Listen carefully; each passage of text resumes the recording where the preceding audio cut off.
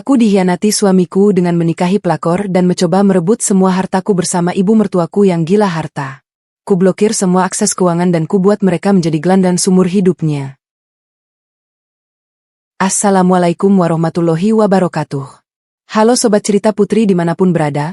Kali ini Putri akan bercerita yang bisa menyayat hati dan semoga bisa menjadi motivasi yang baik untuk kita semua. Sebelumnya bunda-bunda absen dulu dari daerah mana saja. Untuk yang sudah subscribe, Putri ucapkan terima kasih dan semoga selalu lancar rezekinya. Amin ya robbal alamin. Mari kita mulai ceritanya. Malam di Jakarta tidak pernah benar-benar gelap. Ia hanya berganti kostum.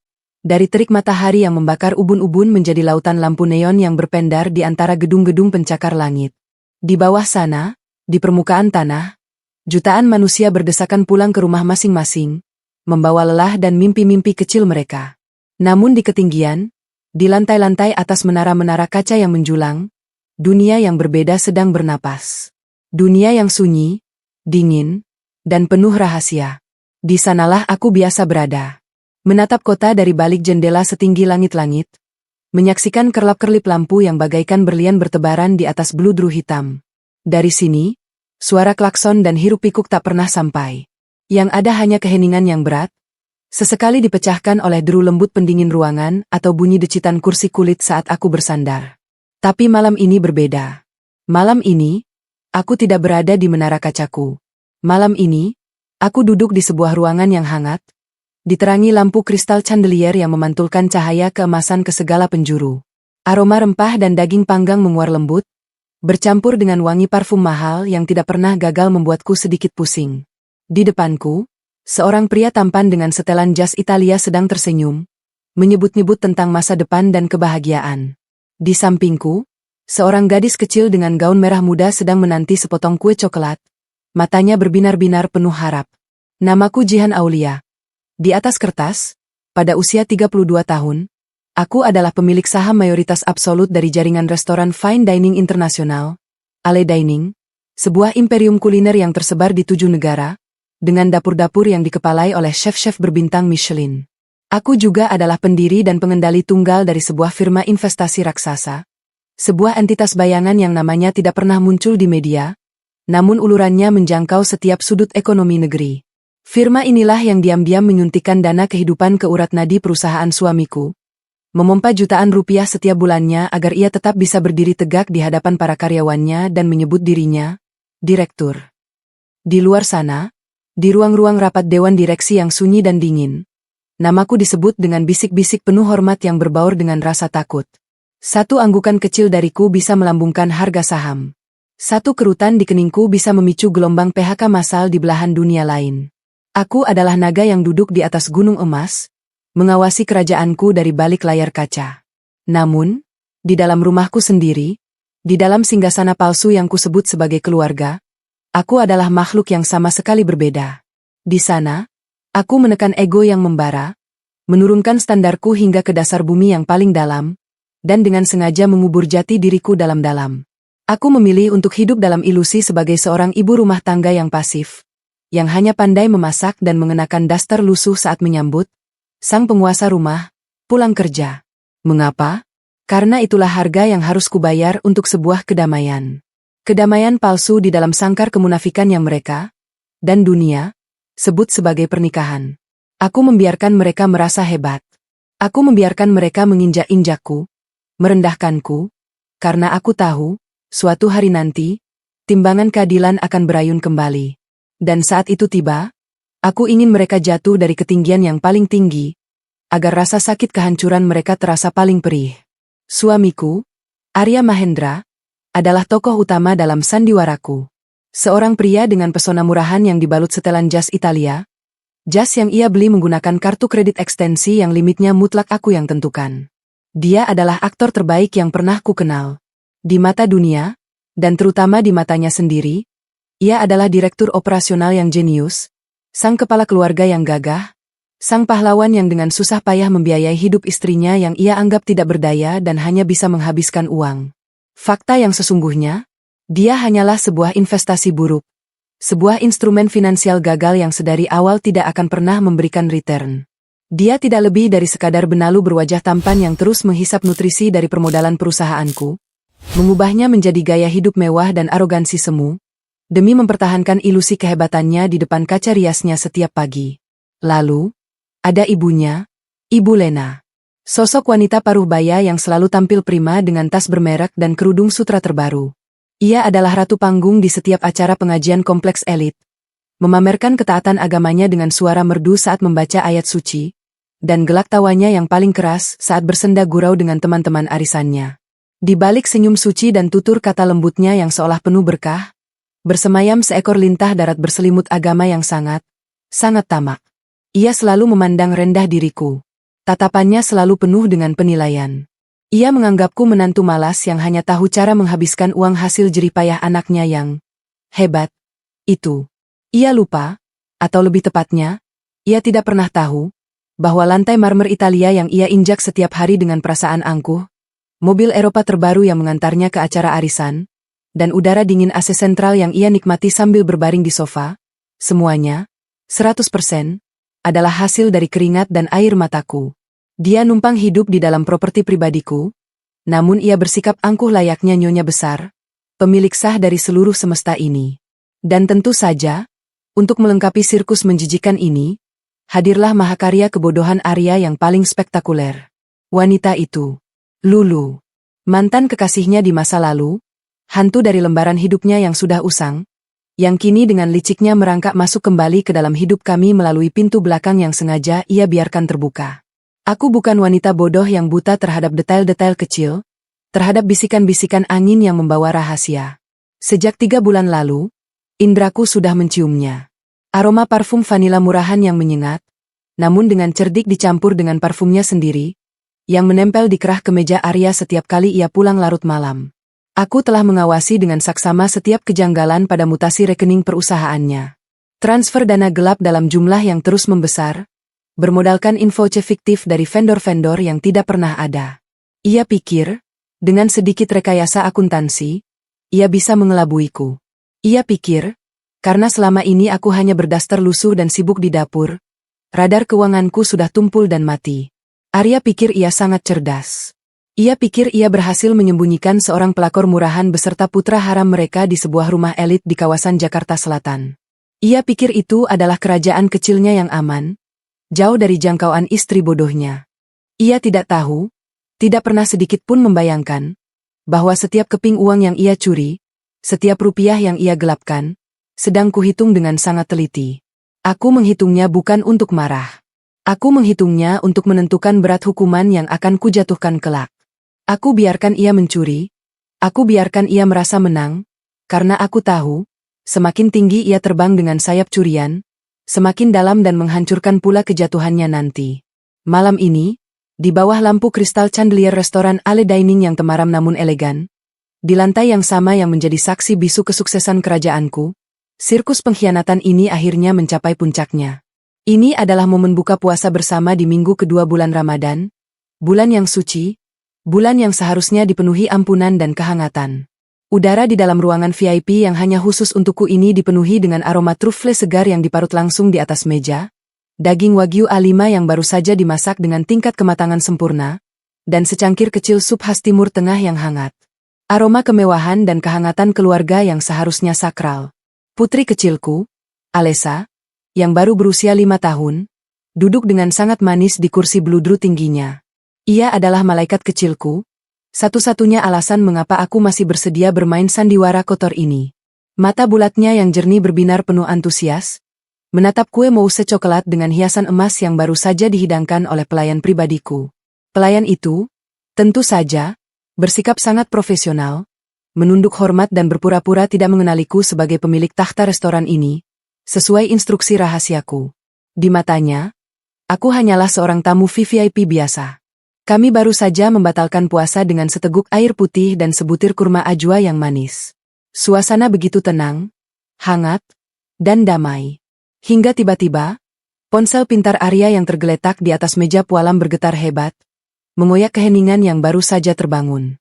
Layarnya menyala terang di tengah cahaya temaram, menampilkan sebuah nama kontak yang dengan cerdik ia simpan. Klien VIP Pak Hendra. Arya mengangkat telepon itu dengan raut wajah yang sengaja ia poles setegang mungkin. Aku kenal setiap lekuk wajahnya setelah 5 tahun. Alisnya yang sempurna berkerut dalam. Suaranya ia rendahkan menjadi bisikan panik yang terdengar sangat terlatih. Sangat meyakinkan. Apa? Sekarang? Tapi, Pak, ini baru saja buka puasa. Tidak bisakah ditunda 1 jam? Ia menggeleng-gelengkan kepala, berpura-pura tertekan. Sebuah pertunjukan akting Oscar layaknya. Baiklah. Saya segera meluncur ke sana. Proyek ini tidak boleh gagal. Ia menutup telepon dengan gerakan lambat, lalu menatapku. Matanya yang narsis, yang selalu ia pikir bisa membaca pikiranku, menatapku lekat-lekat, memohon dengan sangat dramatis pemakluman bodoh yang selalu kuberikan selama 5 tahun terakhir. Pemakluman seorang istri penurut yang tidak tahu apa-apa. Sayang, maafkan aku, ucap Arya, suaranya dipenuhi nada bersalah palsu. Ia segera beranjak, meraih jas mahalnya yang tersampir di sandaran kursi dengan satu gerakan cepat. Ada krisis di kantor cabang. Klien VVIP kita mengancam akan menarik investasi miliaran jika aku tidak datang malam ini juga untuk menyelesaikan masalah supply chain. Ini masalah hidup dan mati perusahaanku, Jihan. Hidup dan mati. Hidup dan mati. 2 kata yang sangat ironis di mulutnya. Aku menatapnya dengan tenang. Sangat tenang. Tidak ada gelombang amarah di dadaku. Tidak ada setitik pun rasa sakit.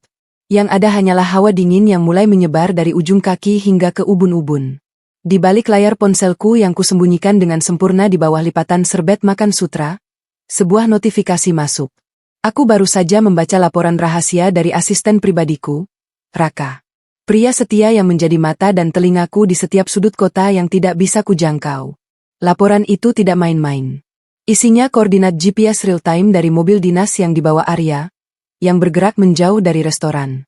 Disertai dengan tangkapan layar CCTV dari gerbang sebuah kompleks perumahan elit di Pondok Indah. Rumah yang sama yang ia klaim sebagai aset investasi perusahaan. Di sana, Lulu dan Ibu Lena sudah menunggunya. Aku bisa membayangkannya dengan jelas. Meja makan panjang penuh hidangan mewah, lampu-lampu rumah menyala terang, dan mereka bertiga, bersama anak haram itu, akan merayakan buka puasa bersama sebagai sebuah keluarga seutuhnya, yang selama ini selalu mereka banggakan secara diam-diam di belakang punggungku. Kamu mau pergi sekarang, Mas? Suaraku keluar selurus garis lurus, tanpa intonasi merengek atau menuntut. Alessa bahkan belum menyentuh makanan utamanya. Ini buka puasa pertama kita di luar rumah tahun ini. Ini bukan pertanyaan. Ini adalah sebuah ujian terakhir, sebuah konfirmasi sebelum aku benar-benar menjatuhkan palu godam kehidupannya. Papa mau pergi? Alessa mendongak. Matanya yang jernih mulai berkaca-kaca. Bibir mungilnya yang baru saja tersenyum melihat kue, kini mulai melengkung ke bawah, bergetar menahan tangis yang siap meledak. Suara kecilnya bergetar, menghujam jantung siapapun yang masih memiliki hati nurani. Katanya papa mau potong kuenya sama-sama. Arya tampak tidak sabar. Waktu baginya adalah uang, atau lebih tepatnya, waktu baginya adalah kesempatan untuk segera sampai ke sarang pelakornya. Ia tidak punya waktu untuk drama anak kecil. Dengan gerakan cepat, ia merogoh saku jas dalamnya, mengeluarkan dompet kulit mahal berwarna coklat tua, dan mengambil sebuah kartu. Kartu kredit berwarna hitam legam, berlogo platinum, berkilau memantulkan cahaya lampu restoran. Dengan arogan yang tak tertahankan, ia meletakkannya tepat di tengah meja pualam. Bunyi klik kartu itu mendarat memecah keheningan di antara kami, sebuah suara yang memancarkan arogansi tanpa batas. Sayang, kumohon, mengertilah posisiku. Ia beralasan, lidahnya bergerak luwes merangkai kebohongan. Sambil berbicara, ia mengelus pucuk kepala Alessa dengan gerakan tergesa-gesa yang hampa makna, sebuah belayan yang sama sekali tidak mengandung kasih sayang, hanya basa-basi seorang pria yang ingin segera pergi. Jihan, kamu pakai black card ini. Bayar semua tagihannya. Pesan apa saja yang kamu dan Alessa mau malam ini. Apa saja.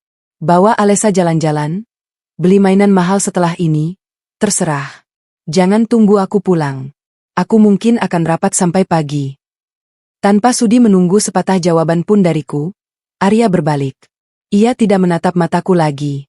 Ia tidak menatap air mata putrinya yang mulai jatuh. Dengan langkah lebar dan tergesa, Ia setengah berlari keluar dari restoran mewah itu.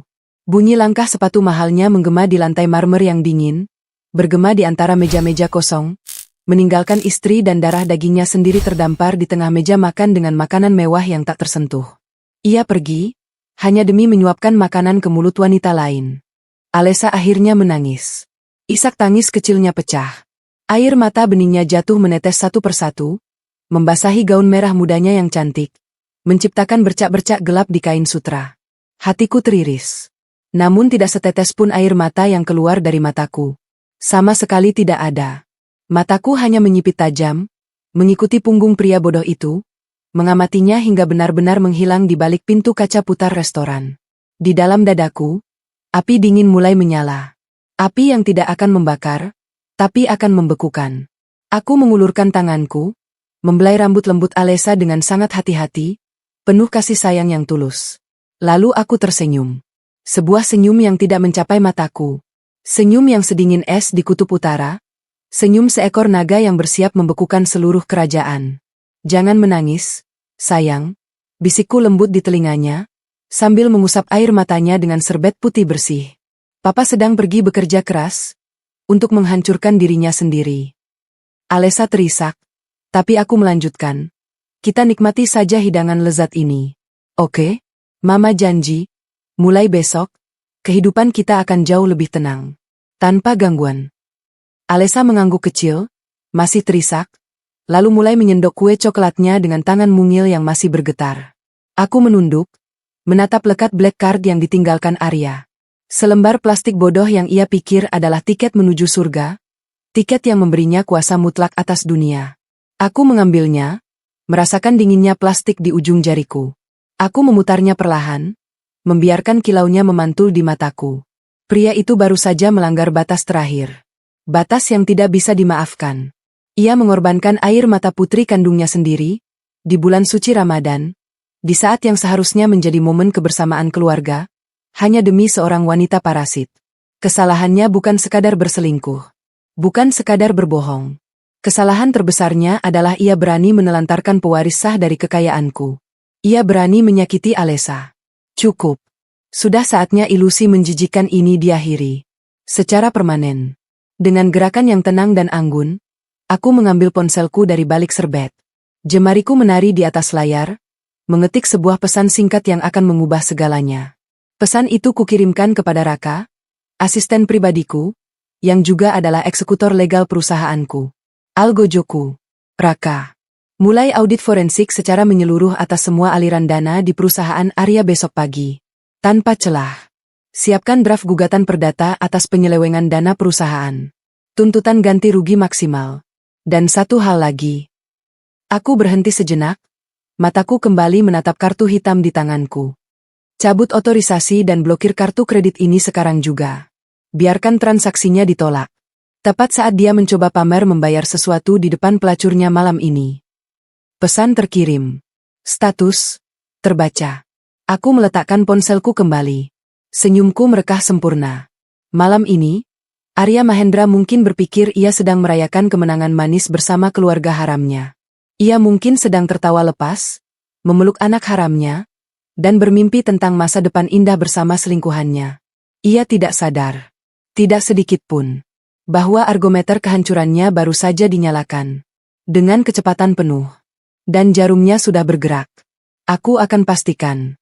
Saat gema takbir kemenangan berkumandang di hari Idul Fitri bulan depan, dia, ibunya yang tamak, dan pelakor murahan itu, sudah resmi menjadi kumpulan gelandangan tak berharga. Mereka akan memungut sisa makanan dari tempat sampah. Mereka akan merasakan dinginnya malam tanpa atap. Mereka akan belajar apa artinya kata, hina, yang sesungguhnya. Aku kembali menyesap sparkling water di gelasku. Dengan sangat elegan. Makan malam pembalasan ini baru saja dimulai. Dan percayalah, rasanya akan sangat luar biasa. Setelah Alessa menghabiskan suapan terakhir kue coklatnya, aku memanggil manajer restoran. Pria parubaya berseragam rapi itu menunduk hormat. Sebuah gestur kecil yang tak pernah disadari oleh pengunjung lain. Ia tahu persis siapa aku, pemilik mutlak tempat ia mencari nafkah. Bawa Alessa ke ruang bermain eksklusif di lantai atas. Pastikan ada 2 staf yang menjaganya. Jangan biarkan siapapun masuk tanpa izin biometriku. Perintahku dengan nada datar. Baik, Nyonya Jihan. Jawabnya patuh. Lalu menuntun putriku yang kini kembali tersenyum karena dijanjikan mainan baru. Aku bangkit dari kursi, merapikan gaun sutraku yang tak sedikit pun kusut. Aku berjalan melewati deretan meja tamu VVIP menuju sebuah lorong tersembunyi di balik dinding anggur antik. Di ujung lorong itu terdapat sebuah pintu baja berlapis kayu jati. Ruang kerja pribadiku. Ruangan kedap suara yang menjadi saksi bisu setiap keputusan bisnis bernilai triliunan rupiah. Lampu ruangan menyala otomatis saat aku melangkah masuk. Hawa dingin dari pendingin ruangan langsung menyapu wajahku, mendinginkan sisa-sisa emosi murahan yang sempat hinggap di dada. Aku duduk di balik meja kerja berbahan marmer hitam, membuka laptop layar sentuhku dan mengetikkan kata sandi enkripsi tingkat tinggi. Saatnya melihat sejauh mana parasit itu menggali kuburannya sendiri. Layar laptopku menampilkan dashboard utama yang terhubung langsung dengan sistem keamanan Raka, asisten pribadiku. Aku mengeklik sebuah tautan yang baru saja ia kirimkan. Seketika, layar terbelah menjadi dua. Sisi kiri menampilkan mutasi rekening dan mutasi kartu kredit Arya secara real-time. Sisi kanan menampilkan tangkapan kamera pengawas tersembunyi beresolusi tinggi. Raka memang selalu bisa diandalkan. Ia telah menyusupkan kamera mungil itu ke dalam parsel buah mewah yang dikirimkan ke alamat pelakor itu siang tadi, atas nama klien VVIP. Aku menatap layar kanan dengan saksama. Resolusi 4K itu menyajikan pemandangan yang begitu ironis dan memuakkan. Di sebuah ruang makan megah di kawasan Pondok Indah, rumah elit yang diklaim Arya sebagai investasi properti perusahaan, duduklah tiga sosok pengkhianat. Arya, yang baru setengah jam lalu berlari meninggalkanku dengan wajah panik bak pahlawan kesiangan, kini sedang duduk santai sambil tertawa lepas. Jas mahal yang kulus-elus kini tersampir di sandaran kursi rotan. Di pangkuannya duduk seorang bocah laki-laki berusia sekitar 4 tahun. Putra haramnya. Di sebelah Arya, duduklah Lulu. Wajahnya dipoles riasan tebal, mengenakan gaun merah menyala yang terlalu ketat untuk sebuah acara buka puasa. Ia sibuk menyuapkan potongan daging rendang ke mulut Arya dengan gaya manja yang memuakan. Dan bintang utama dari sirkus kemunafikan ini, tentu saja, adalah Ibu Lena. Mertuaku itu duduk di ujung meja, tersenyum bangga menatap kebersamaan mereka. Tangannya yang keriput sibuk memamerkan gelang berlian baru, gelang yang sama persis dengan yang kulihat di katalog lelang eksklusif bulan lalu. Ini baru keluarga yang sesungguhnya. Suara Ibu Lena terdengar tajam melalui pengeras suara laptopku, memecah keheningan ruang kerjaku. Kamu itu memang paling pintar cari istri, Arya. Lulu ini pintar masak, pintar urus anak, dan yang paling penting, bisa memberimu penerus laki-laki. Tidak seperti perempuan kaku di rumahmu itu, yang cuma bisa melahirkan anak perempuan dan menghabiskan uangmu. Lulu tertawa merdu, tawa kemenangan seorang pelakor murahan yang merasa telah berhasil menduduki singgasana sang ratu. Ah, ibu bisa saja. Lulu kan cuma mau Mas Arya bahagia, balas Lulu, menyandarkan kepalanya ke bahu suamiku. Mas, tas Hermes seri terbaru yang di Plaza Senayan itu sudah masuk waiting list.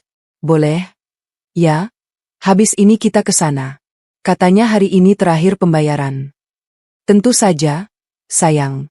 Apapun untukmu dan jagoan kecil kita. Papa punya limit tak terbatas malam ini, jawab Arya dengan nada arogan yang membuat perutku mual. Bodoh. Pria narsis itu benar-benar mengira kebohongannya tidak tertembus. Ia merasa sedang memegang kendali dunia, membagi-bagikan uang layaknya sultan. Aku mengalihkan pandanganku ke layar sebelah kiri. Catatan mutasi rekening perusahaan yang selama ini berada di bawah kendali Arya mulai bermunculan. Mataku memindai deretan angka dengan dingin.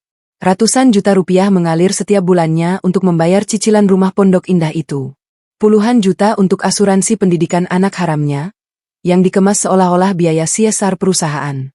Belum lagi deretan auto debit untuk perawatan salon eksklusif, tagihan kartu kredit Lulu yang membludak untuk barang-barang branded, dan uang bulanan ekstra bernominal fantastis yang masuk langsung ke rekening pribadi Ibu Lena. Semua transfer itu disamarkan menggunakan invoice vendor fiktif yang sangat amatiran. Arya benar-benar bodoh. Ia tidak sedang membangun portofolio bisnis atau mengamankan masa depan. Ia sedang menguras capital gain dari perusahaanku secara serampangan untuk membiayai panggung sandiwara murahan yang ia sebut kebahagiaan. Semua kekayaan yang mereka nikmati malam ini adalah aset beracun yang sebentar lagi akan mencekik leher mereka perlahan-lahan. Jemariku menari di atas keyboard. Aku membuka blokir sistem inti keuangan dan mengetikkan serangkaian perintah pembekuan aset. Setiap properti yang dibeli menggunakan aliran dana gelap itu, termasuk rumah tempat mereka sedang tertawa sekarang, secara hukum terdaftar di bawah perusahaan cangkang yang sertifikat induknya ada di dalam brankasku. Aku tidak butuh air mata. Aku butuh eksekusi. Kulihat di layar, Arya sedang bersiap-siap untuk pergi. Ia merapikan rambutnya dan mencium kening Ibu Lena. Ibu santai saja di sini. Arya mau temani Lulu ke mall sebentar untuk ambil tasnya. Setelah itu, Arya harus pura-pura pulang ke rumah perempuan itu. Kalau tidak, dia bisa curiga, ucap Arya, masih dengan senyum congkaknya. Aku tersenyum tipis di ruang kerjaku yang sepi. Silakan bersenang-senang, Mas Arya. Pergilah ke mall termewah itu. Pamerkan kekayaanmu di depan selingkuhanmu. Aku menekan tombol enter. Sistem langsung memproses instruksiku. Status kartu, deactivated. Status rekening, frozen. Akses perusahaan, revoked. Semuanya terjadi dalam hitungan milidetik. Pria yang merasa menjadi dewa finansial itu baru saja kehilangan seluruh kekuatannya. Tanpa ia sadari, ia melangkah keluar dari rumah mewahnya, menggandeng tangan selingkuhannya menuju mobil mewah yang BPKB-nya sebentar lagi akan ditarik oleh tim penagih utangku. Aku menyesap kopi hitamku yang mulai mendingin. Rasanya pahit, namun jauh lebih manis daripada kebohongan yang kudengar malam ini. Pengkhianatan mereka telah melepaskan belenggu moral yang selama ini menahanku, untuk menghancurkan ayah dari putriku sendiri. Mereka mengira sedang mencuri dengan cerdik dari seorang istri yang buta, tuli, dan tak berdaya di rumah. Mereka tidak tahu bahwa mereka sedang merampok dari seekor naga yang baru saja terbangun dari tidur siangnya. Naga yang siap membakar habis setiap ilusi kekayaan yang mereka agung-agungkan. Malam ini, di depan kasir butik Hermes yang terang benderang, pria arogan itu akan merasakan ciuman pertama dari kehancurannya. Dan itu baru sekadar hidangan pembuka. Aku menyandarkan punggungku ke kursi kulit yang empuk, menikmati setiap detik hitung mundur menuju pertunjukan paling memalukan dalam hidup Arya Mahendra. Panggung sudah siap, lampu sorot sudah dinyalakan. Dan sang eksekutor hanya perlu duduk manis, menyaksikan bidak-bidak itu runtuh satu demi satu. Cahaya biru dari layar laptop memantul di wajahku, menyoroti senyum tipis yang tak kunjung pudar dari bibirku. Ruang kerja VVIP ini begitu sunyi, sangat kontras dengan badai finansial kategori 5 yang baru saja kulepaskan dari ujung jariku. Tombol enter yang kutekan beberapa menit lalu bukanlah sekadar perintah digital biasa. Itu adalah tombol peluncur nuklir yang didesain khusus untuk meluluhlantakkan ego, harga diri, dan seluruh fondasi kehidupan Arya Mahendra. Pria yang merasa menjadi raja itu kini tidak lebih dari sekadar pesakitan yang berjalan menuju tiang gantungan tanpa penutup mata. Tiba-tiba, sebuah notifikasi enkripsi tingkat tinggi berkedip di sudut kanan bawah layarku. Pesan masuk dari Raka, asisten pribadiku yang merangkap sebagai anjing pelacak paling mematikan di firma investasiku. Nyonya Jihan, penyadapan perangkat seluler target berjalan sempurna. Saya berhasil mencegat sebuah pesan suara yang baru saja dikirimkan Ibu Lena ke nomor pribadi Arya, tepat saat target sedang menyetir menuju pusat perbelanjaan. Saya pikir Anda harus mendengarkannya sebelum saya melampirkannya sebagai bukti tambahan di pengadilan. Aku mengklik file audio tersebut.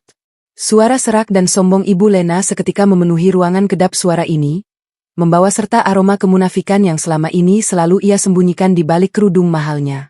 Arya, anakku sayang. Suara wanita tua itu terdengar sangat puas, diiringi suara tawa kecil Lulu di latar belakang. Ibu benar-benar bangga padamu malam ini.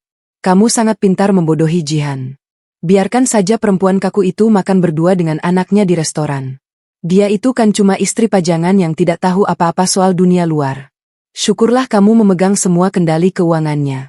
Jangan lupa belikan Lulu tas yang paling mahal. Ya, dia ini menantu idaman ibu yang sesungguhnya. Kalau bisa, pelan-pelan alihkan semua sertifikat rumah atas nama jagoan kecil kita. Biar Jihan gigit jari kalau nanti kamu ceraikan. Klik. Pesan suara berakhir. Hening. Tidak ada air mata yang jatuh menetes membasahi pipiku. Tidak ada isak tangis histeris layaknya tokoh protagonis lemah di sinetron murahan yang meratapi nasibnya karena dikhianati. Darahku memang mendidih, tetapi bukan karena kesedihan. Darahku mendidih oleh gairah pembalasan yang begitu pekat dan absolut. Wanita tua bangka itu benar-benar berpikir bahwa putranya yang berotak mediocre itu adalah sang pemegang kendali. Ia menyebutku istri pajangan. Aku tertawa pelan. Tawa yang sangat dingin menggema di dinding-dinding marmer ruang kerjaku, bagaikan lonceng kematian. Mereka benar-benar sekelompok parasit yang hidup dalam delusi kronis. Mereka tidak tahu bahwa seluruh aliran dana yang membiayai napas mereka selama ini bersumber dari telapak tanganku. Aku membuka laci meja kerjaku, mengeluarkan sebuah map kulit berwarna hitam legam yang sudah disiapkan oleh tim legalku sejak kecurigaan pertamaku muncul 3 bulan lalu. Di dalam map itu terbaring rapi dokumen-dokumen kehancuran mereka. Lembar pertama adalah draft gugatan perdata setebal 100 halaman. Dokumen ini bukan sekadar gugatan cerai biasa. Ini adalah manifestasi dari murka seorang eksekutor finansial. Dokumen ini merinci setiap rupiah yang digelapkan oleh Arya, setiap manipulasi pajak yang ia lakukan, dan setiap aset perusahaan yang ia belikan untuk pelakor murahan itu. Aku menuntut ganti rugi material sebesar 2 kali lipat dari nilai yang ia curi. Lembar kedua adalah surat keputusan Dewan Komisaris. Menggunakan hak veto absolutku sebagai pemegang saham mayoritas tersembunyi, aku telah secara resmi memberhentikan Arya Mahendra dari jabatan Direktur Operasional dengan status tidak hormat. Tidak ada pesangon, tidak ada surat rekomendasi. Yang ada hanyalah surat pengantar menuju sel tahanan atas tuduhan penggelapan dalam jabatan. Aku mengambil pena blend berlapis emas dari saku blazer. Dengan gerakan yang sangat elegan, mantap, dan tanpa keraguan sedikitpun, aku membubuhkan tanda tanganku di atas materai. Sah. Mulai detik ini, Arya resmi menjadi pengangguran dengan utang miliaran rupiah. Aku segera memindai dokumen tersebut dan mengirimkannya kembali kepada Raka. Proses sekarang, Raka. Masukkan nama Arya Mahendra ke dalam blacklist Bank Indonesia malam ini juga.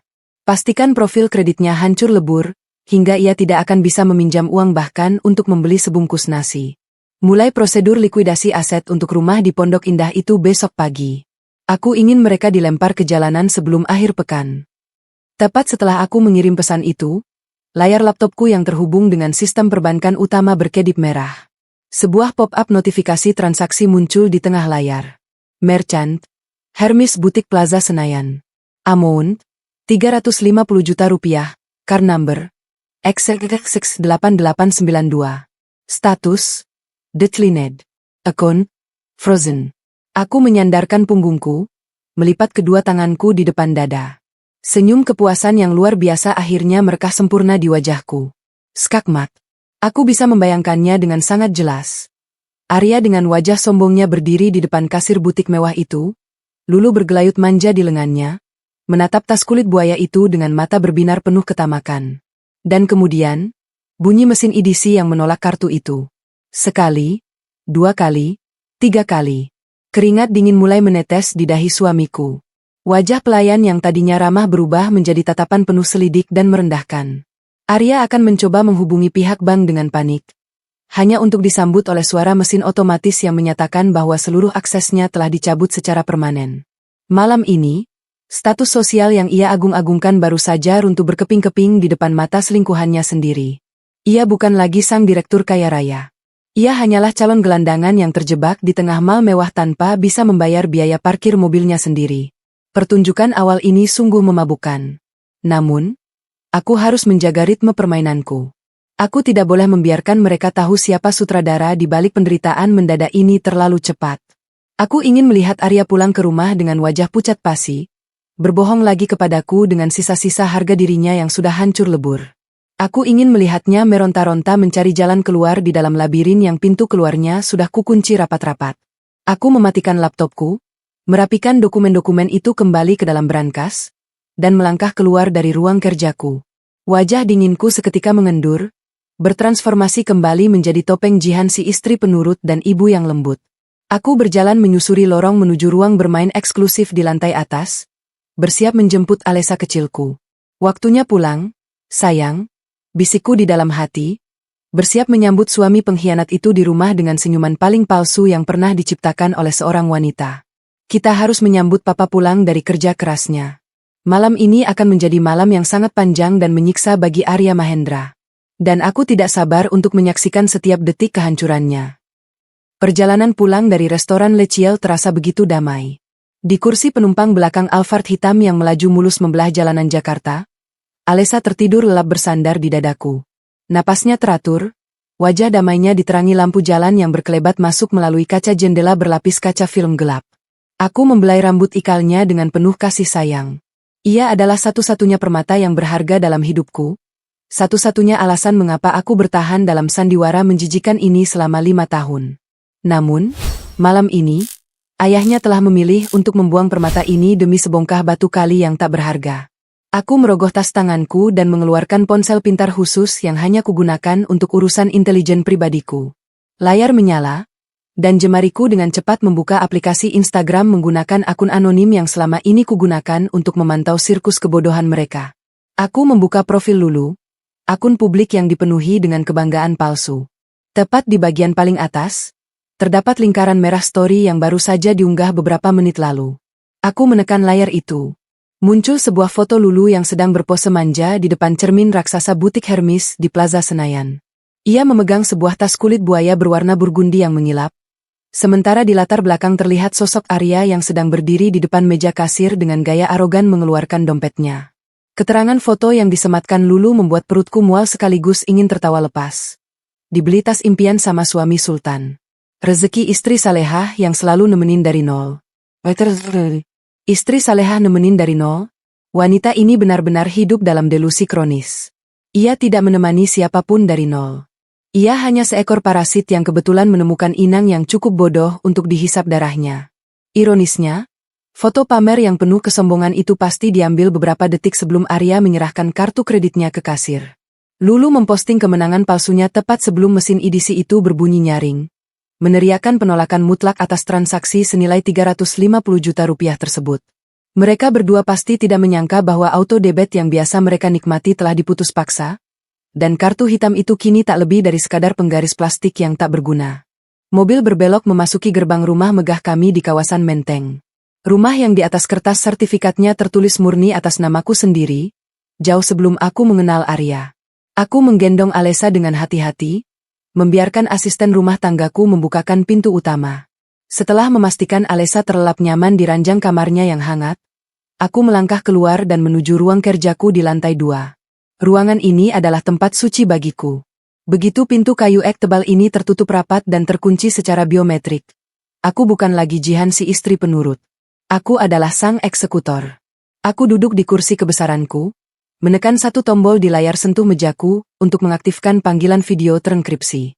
Dalam hitungan detik, wajah serius Pak Hendra, pengacara korporat dan notaris paling ditakuti di firma hukumku, muncul di layar.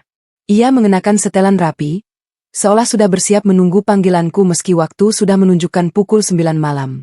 Malam, Nyonya Jihan.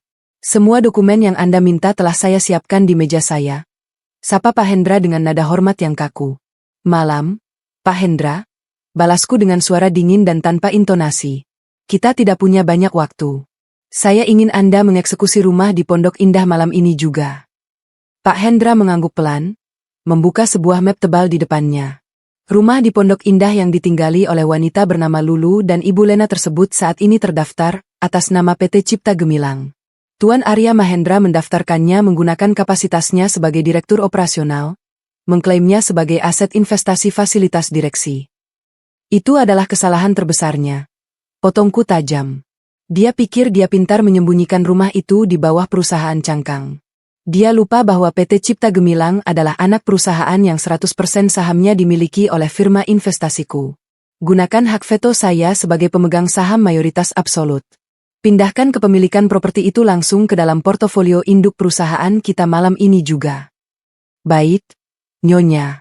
Proses akuisisi internal akan selesai dalam 1 jam. Catat Pak Hendra dengan cepat. Lalu, apa langkah selanjutnya? Rumah itu adalah aset beracun yang dibeli menggunakan dana penggelapan perusahaanku.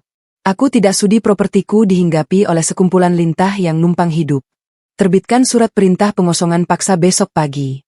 Lakukan likuidasi aset secepat mungkin. Usir pelakor murahan dan wanita tua bangka itu ke jalanan. Jangan biarkan mereka membawa satu barang pun yang dibeli dengan uangku. Dimengerti. Eksekusi pengosongan akan dikawal oleh tim keamanan internal kita beserta pihak berwajib besok siang. Jawab Pak Hendra tanpa ragu. Aku memutuskan panggilan video tersebut, dan langsung beralih ke panggilan suara kedua. Kali ini, nomor yang kuhubungi adalah Pak Bambang, private banker senior di bank tempat seluruh perputaran uang perusahaanku bernaung. Selamat malam, Nyonya Jihan. Suara berat Pak Bambang terdengar di ujung telepon. Pak Bambang, apakah instruksi penutupan katup darahnya sudah dijalankan? Tanyaku telepon.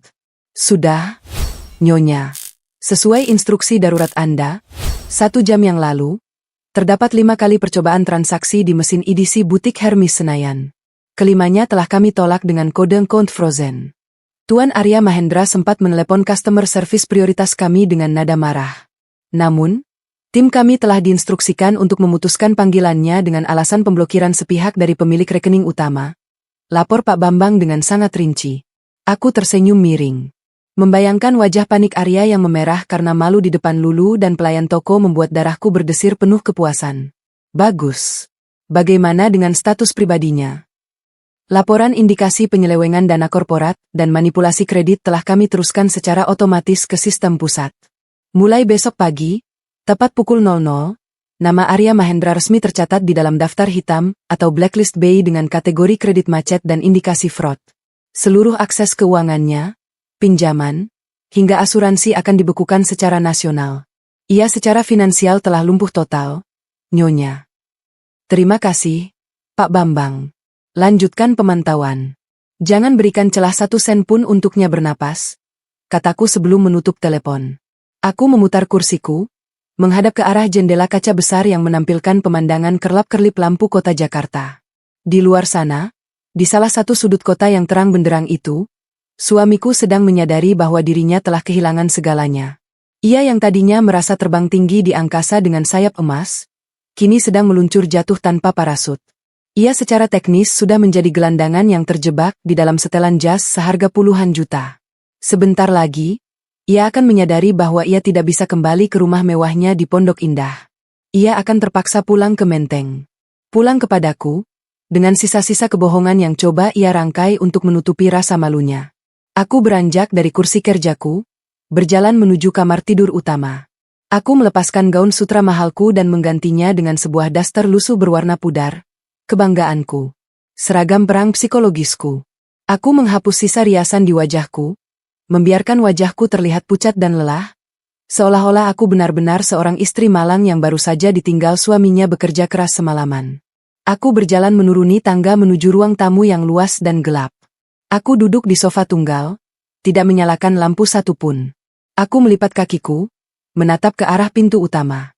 Senyum dingin kembali mengembang di wajahku di tengah kegelapan malam. Pulanglah, Arya. Pulanglah, wahai sang pahlawan palsu. Sang eksekutor sudah siap menyambutmu dengan naskah gugatan perdata yang akan memastikan bahwa masa depanmu kelak hanyalah hidup di dalam sebuah gubuk reot, membusuk bersama bau selokan, dan menjadi sampah sejarah yang tak akan pernah diingat oleh siapapun. Jarum jam perak raksasa di dinding ruang tamu utama menunjuk tepat pada pukul 23.15 dini hari. Suasana rumah mewah di kawasan Menteng ini begitu hening, hanya diselingi oleh detak jarum jam yang seolah menjadi metronom bagi hitung mundur kehancuran seorang pria. Aku masih duduk bersilang kaki di atas sofa bludru, terbalut dalam daster lusuh berwarna kusam yang selalu menjadi kostum andalanku. Kostum yang membuat suamiku merasa superior, merasa bahwa ia adalah satu-satunya penyedia kehidupan di rumah ini, sementara aku hanyalah makhluk lemah yang numpang hidup di bawah ketiaknya. Telingaku yang tajam menangkap suara halus dari mesin mobil Eropa yang memasuki pelataran garasi.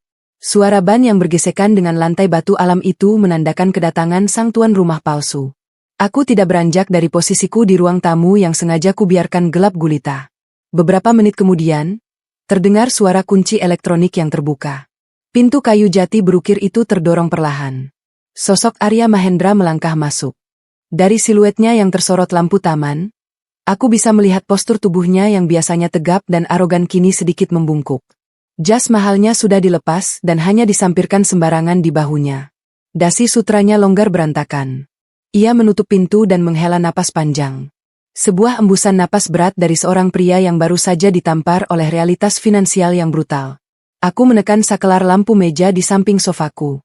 Cahaya kuning temaram seketika menyinari separuh ruang tamu, mengejutkan Arya hingga pria itu nyaris melompat mundur. Astaga, Jin. Serunya dengan nada tertahan. Matanya membelalak menatapku. Kenapa kamu duduk di dalam gelap seperti hantu? Kamu belum tidur?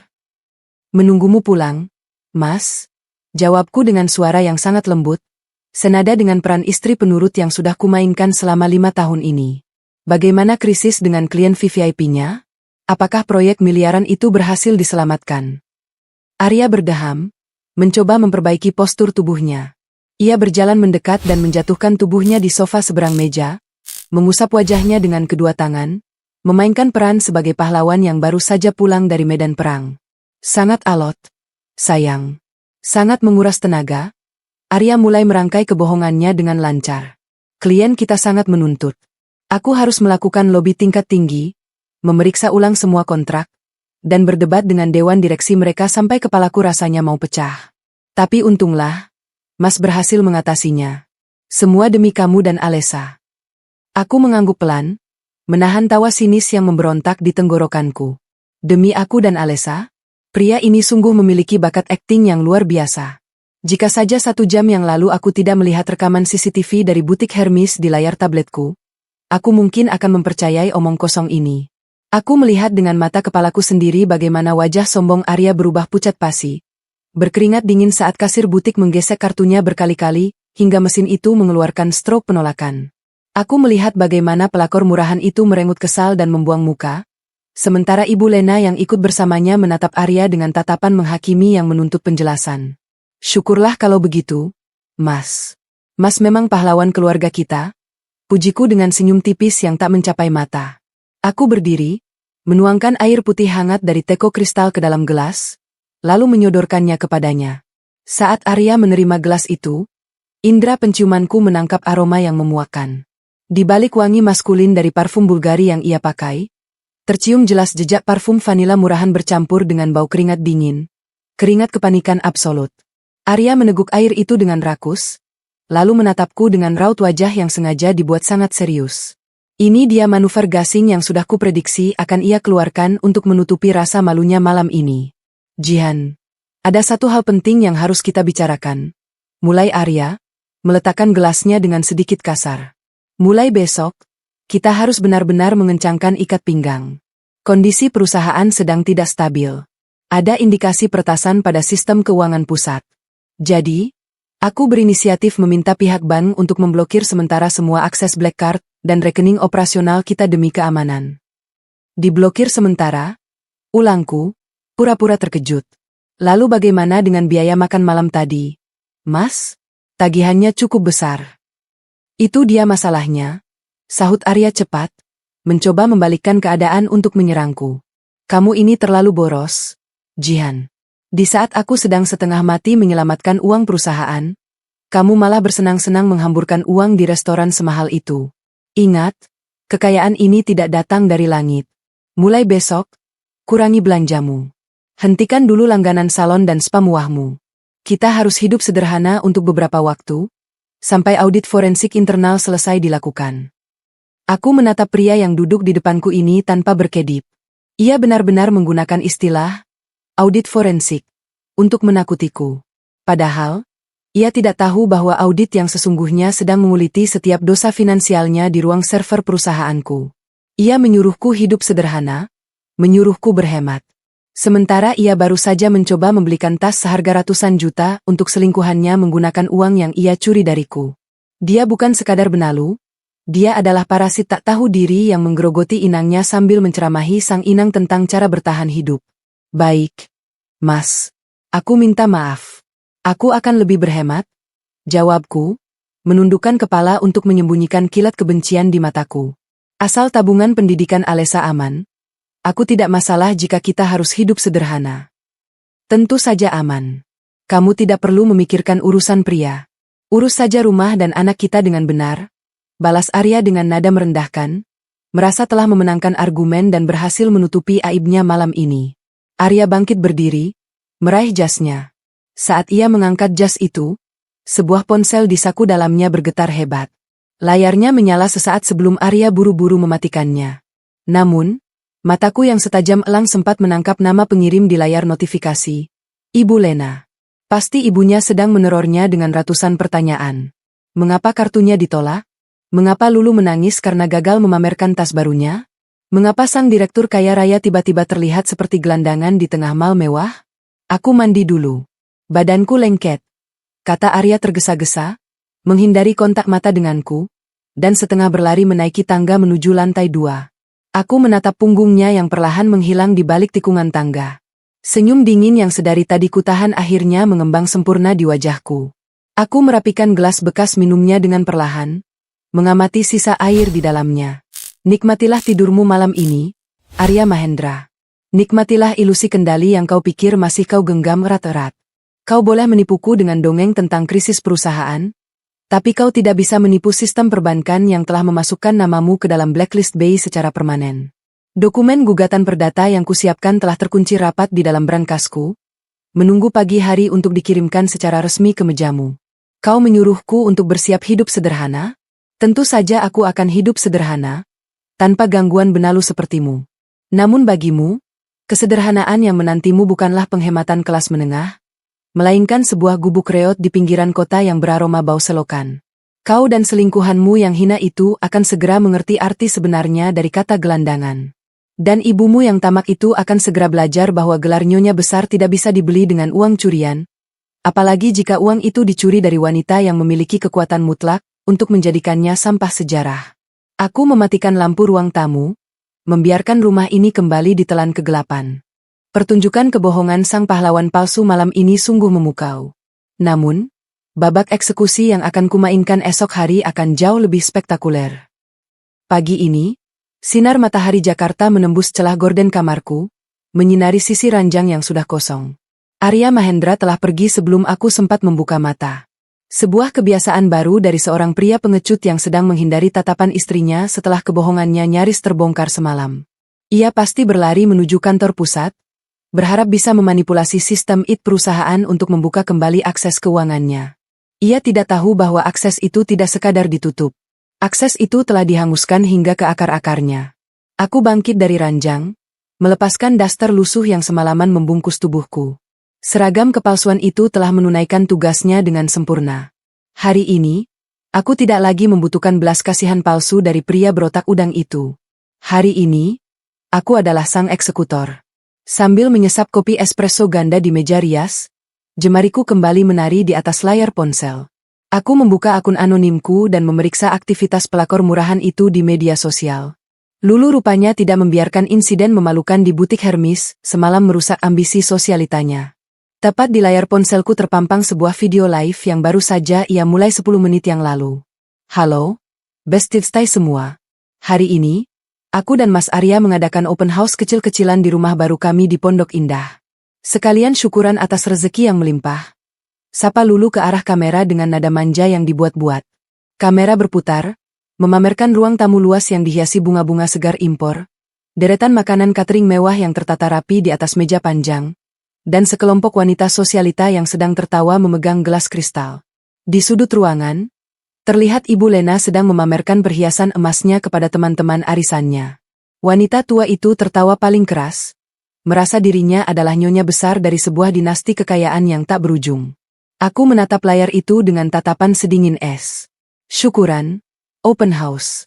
Mereka sedang mengadakan pesta perayaan di atas tanah yang sertifikat aslinya sedang tergeletak di dalam berangkasku. Mereka mengundang tamu-tamu untuk memamerkan rumah yang statusnya kini adalah aset beracun dalam antrean likuidasi aset. Sungguh sebuah ironi yang memabukkan. Mereka sedang menari-nari di atas kuburan finansial mereka sendiri. Sebuah ketukan pelan di pintu ruang kerjaku membuyarkan lamunanku.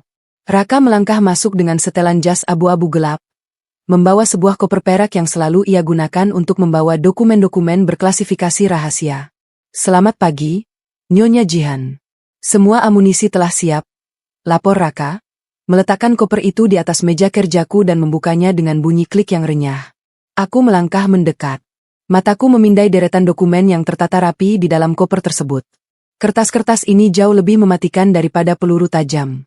Laporan audit forensik selesai dicetak pukul 5 pagi tadi. Nyonya, Raka menyerahkan sebuah map merah tebal. Total dana yang diselewengkan oleh target selama 3 tahun terakhir mencapai angka 12.850 juta rupiah. Dana tersebut dialirkan melalui 7 vendor fiktif dan digunakan untuk membeli properti Pondok Indah, mobil sport atas nama Lulu, dan transfer rutin bulanan ke rekening pribadi Ibu Lena. Aku mengusap sampul map merah itu. 12 miliar lebih. Arya benar-benar parasit yang rakus. Ia menggigit tangan yang memberinya makan hingga nyaris menembus tulang.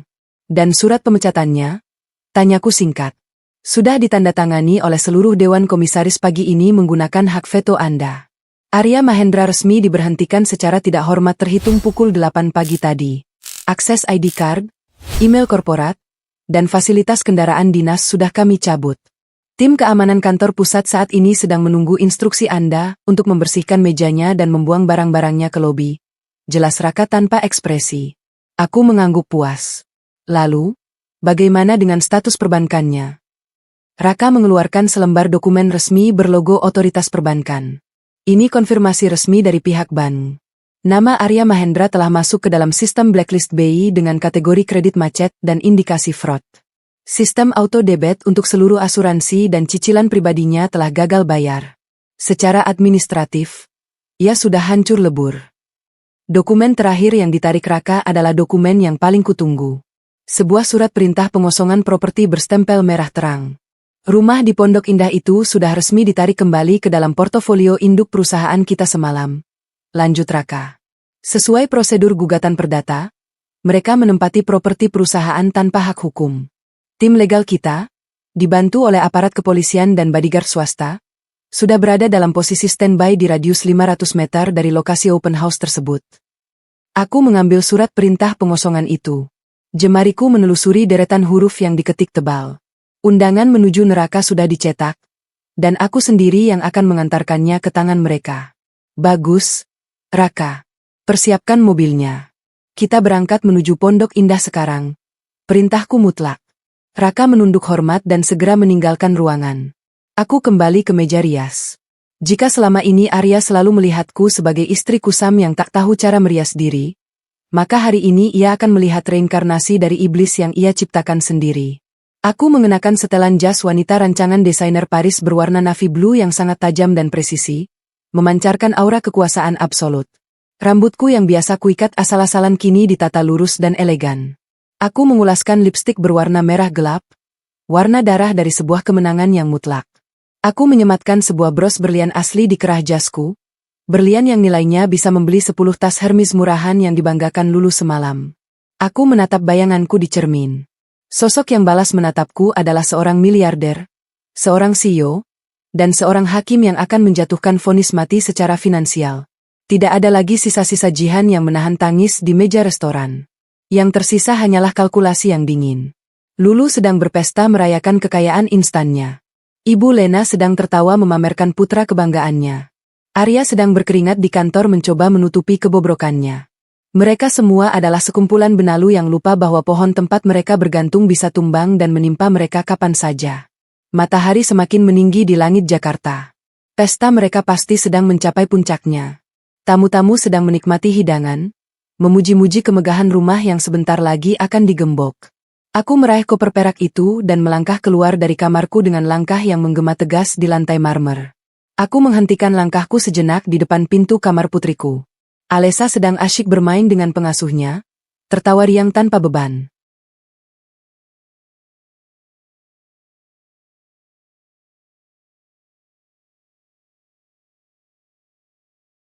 Aku tersenyum tulus, membiarkan sekelumit kehangatan menyentuh hatiku.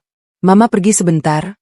Ya, sayang, bisikku dari ambang pintu. Mama harus membuang sampah-sampah berbau busuk yang berani mengganggu ketenangan keluarga kita. Nanti malam, kita makan malam berdua lagi dengan suasana yang jauh lebih bersih. Alessa melambaikan tangan kecilnya. Lambaian itu menjadi energi tambahan bagiku. Pria yang telah membohongi dan meninggalkan gadis kecil ini demi seorang anak haram, tidak pantas mendapatkan belas kasihan.